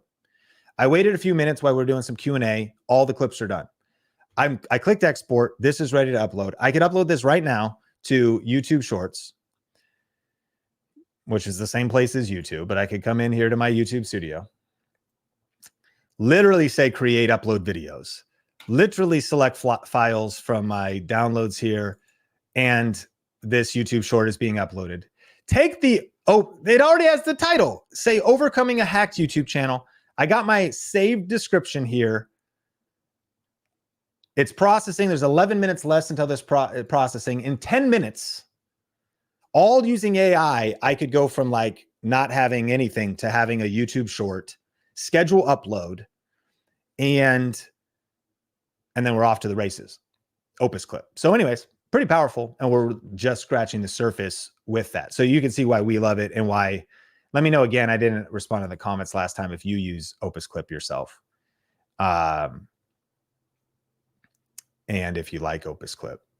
Is the AI video editing free? Opus Clip isn't free, but you could try it out for free. So hit the link in the description. And once you see you love it, you might want to stick with it. I will encourage you this, and especially too early on in your YouTube journey, like it's like starting a small business. And most small businesses are not profitable for 18 to 24 months. How long does it take for a small business to be profitable? I think it's a good mindset thing. So on average, it takes a small business 2 to 3 years to become profitable. And so the cool thing is in the creator economy, especially if you're getting coaching and watching stuff like this, and you can go faster. And the coolest thing is this is one of the most low overhead businesses, but I want to encourage some of you watching this, scared money don't make money. I'm not saying you go spend money you don't have. There's so much good free stuff out there. But when we think about a creator business, getting a smartphone, you already have one. Getting a tripod from Amazon for 20 bucks, getting a microphone for 50 bucks, 100 bucks, or a nicer one, you know, building a battle station, like doing these different things.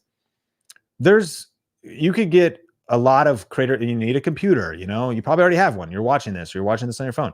So you like investment in tools. You don't got to lease office space. You don't have to buy an espresso machine. You don't have to buy a point of sale thing and hire 2 employees to make, you know, run the cashiers. You don't have to buy chairs and buy a sign. Like the overhead of a creator business is incredibly low. And when you're really just starting, play with free tools or invest more time because you have low money. But I want to encourage you, scared money don't make money. When I was just getting started, I was looking at stuff like, oh, I need to start building an email list. Oh, but like MailChimp is going to be $9 a month. I don't want to have that tone on the sense of, I know finances can be hard, but that sometimes is like, it's our mindset. You're spending $9 a month on stupid entertainment stuff when you could be spending $9 a month or $20 a month on a tool that's building your business. And so you want to be smart and strategic. But if you look at this Google AI summary, if you got a smart business model and you're thinking about your competition and you're thinking about the economic conditions and you're thinking about your YouTube strategy and you're doing the math, like scared money don't make money. And if a tool can help me go faster and buy back my time, then I can reach my goals faster. So this isn't a pitch for Opus Clip, although you're like, yeah, it is, because you just put up the call to action and you're saying, click the link in the description. It's a pitch for tools in general, like that. If you get the right tools, if they can save you time, save you money, help you reach your goals faster. And because of AI, what's so wild is what would previously have cost, it would have cost 25 bucks an hour, 29 bucks an hour to pay someone to go through 20 bucks an hour and edit your videos and find all these clips. I mean, I think Opus Clip's like 20 bucks a month or 30 bucks a month. And you could use it all the time. Now, mind you, like you have a certain amount of credits. I have a total of 8 hours here. I got the pro plan going. And so AI actually takes real energy. We're way off. We're over time, Caleb. We're way off. I'm talking about how much energy, have you heard about this? Like how much energy America needs? We need double the energy we have right now because of AI, because AI is so intensive. And a lot of these AI tools, they usually don't just give you like unlimited, because there's a real hard server cost, a real hard production cost of the computing power necessary for you to upload your video and for them to chop out the clips. Total side quest. But the punchline is, check it out. Use the link. You could try out the free version. You can see the different pricing plans. But this is going to help you not just take your longer form YouTube videos and then do the heavy lifting of your YouTube shorts, but then you start taking those YouTube videos, vertical videos, and you could upload them other places. TikTok, Instagram, Facebook Reels. What if TikTok gets shut down? You're not going to be that sad about it if you used Opus Clip and you also uploaded the vertical video on Instagram and Facebook and YouTube Shorts most of all. You're like, yeah, it's kind of a bummer because I uploaded on TikTok, but it didn't take me a lot of time because I had a tool and because I had a system like Opus Clip that was helping me. That pitch, Caleb, was pretty strong. And that wasn't like because Opus Clip, I'm just fired up. You know, you have to give a 5-minute deep dive training about the energy problems America is facing in terms of AI and how valuable Opus Clip is. You know, I don't know if you've seen this, but energy consumption. How much energy does Chat GPT consume? More than you think. And so AI is heating the Olympic pool. Servers, as AI gobbles electricity. Should you buy electricity stocks, utility stocks, because of how much energy AI is going to take? Whatever, I don't know. But anyways, check out Opus Clip. And then with that, Caleb, I want to thank you so much for coming on, adding so much value today, and appreciate you. And I was going to try to end at 2 hours, but we're at 2 hours and 8 minutes. Caleb, any final thoughts, encouragement? Share some, like you've been coaching so many creators. You and your wife have built multiple channels. You've built a business as an entrepreneur. Give us like that 30-second of like wherever we are on our journey in terms of like staying focused, staying motivated, like whatever's on your heart. Yeah, I mean, it's crazy for all of us. We're all creators, and you know, it's funny because we hear somebody like Cody. This happened on another call. another coaching call I was on with Sean. We're all entrepreneurs, so we always want the next thing, but we're never really seeing what's in front of us. And so something that I in my own life that I'm trying to practice really hard right now is just thank you. Like, thank you to the creator, thank you to God, just thank you for all the things I have. And so whatever it is that you've got going on, I saw one of our comments, one guy in our on our Think Media channel said something like, "I hope everybody who's watching this video, I hope your channel grows by like 150x." And somebody said 150x times 0 is 0. And I was like, dang, okay. But it doesn't really matter where you're at. Like, the point is, you're an entrepreneur, you believe in what you've got going on, you've got a mission, and you just got to keep going. But you also have to look around you and just be thankful. Like, did you eat? It's gonna sound so like biblical and cliche, but like, did you eat today? Do you have a roof over your head? Are you watching this from a smartphone? Like, you've got so many good things going on. And really, this whole YouTube thing and business thing, it's a matter of, you can actually do this. Like, you can do this. But what it's going to take is some knowledge. It's going to take some experience. But the first step is going to be you actually believing that, and then you taking those first steps and having a vision, but just moving. Like, some of you that are feeling stuck right now, like, just move. Write down on a piece of paper, like, what's the next video you can make, and just make it. And one step after the next, and you'll be in the right direction. Yeah, man, give it up for Caleb. Smash like if you got value today. You know what's interesting is a couple things that I just can't stop because I'm so fascinated by this. Listen to this article, Caleb. AI is already using as much energy as a small country, and it's only the beginning. So that's fascinating, but also that's exciting. I mean, it kind of shows you like what's happening in this industry. And then one other big bonus tip right here at the end, and this comes from a comment, and thank you for commenting and being active in the live chat here. Patrick says, and whatever you invest is a business write-off. That's a cool mindset. This could send me down a 5-hour rabbit hole, but I just want to encourage you. Of course, this is not financial advice. I'm not a CPA, so check with the IRS website, and we're speaking to America here, but figure out your local country laws and stuff like that.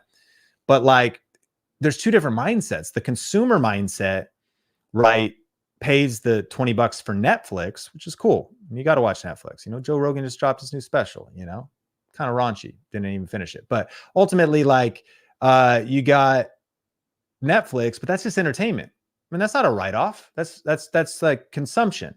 Whereas if you got Opus Clip, that's a write-off because it's part of something you're investing in your business.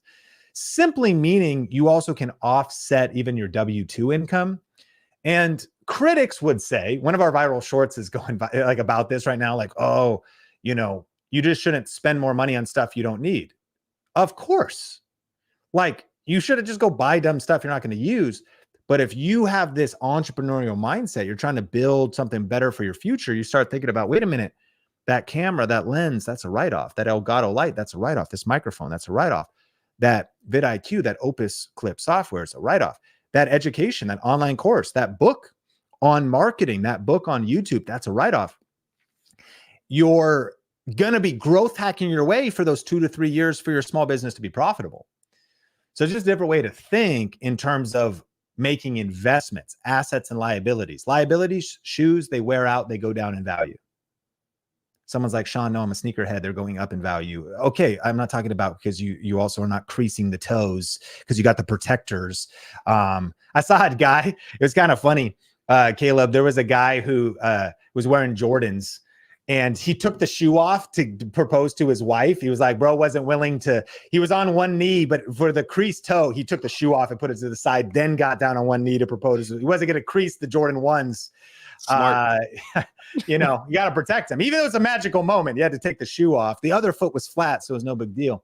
And so, but listen, most of the time, shoes, food, it's just like liabilities as opposed to assets that are going to grow your knowledge, grow your skills, grow your future, grow your business. So anyways, for what it's worth, investing in yourself, investing in your business is the best investment you can make.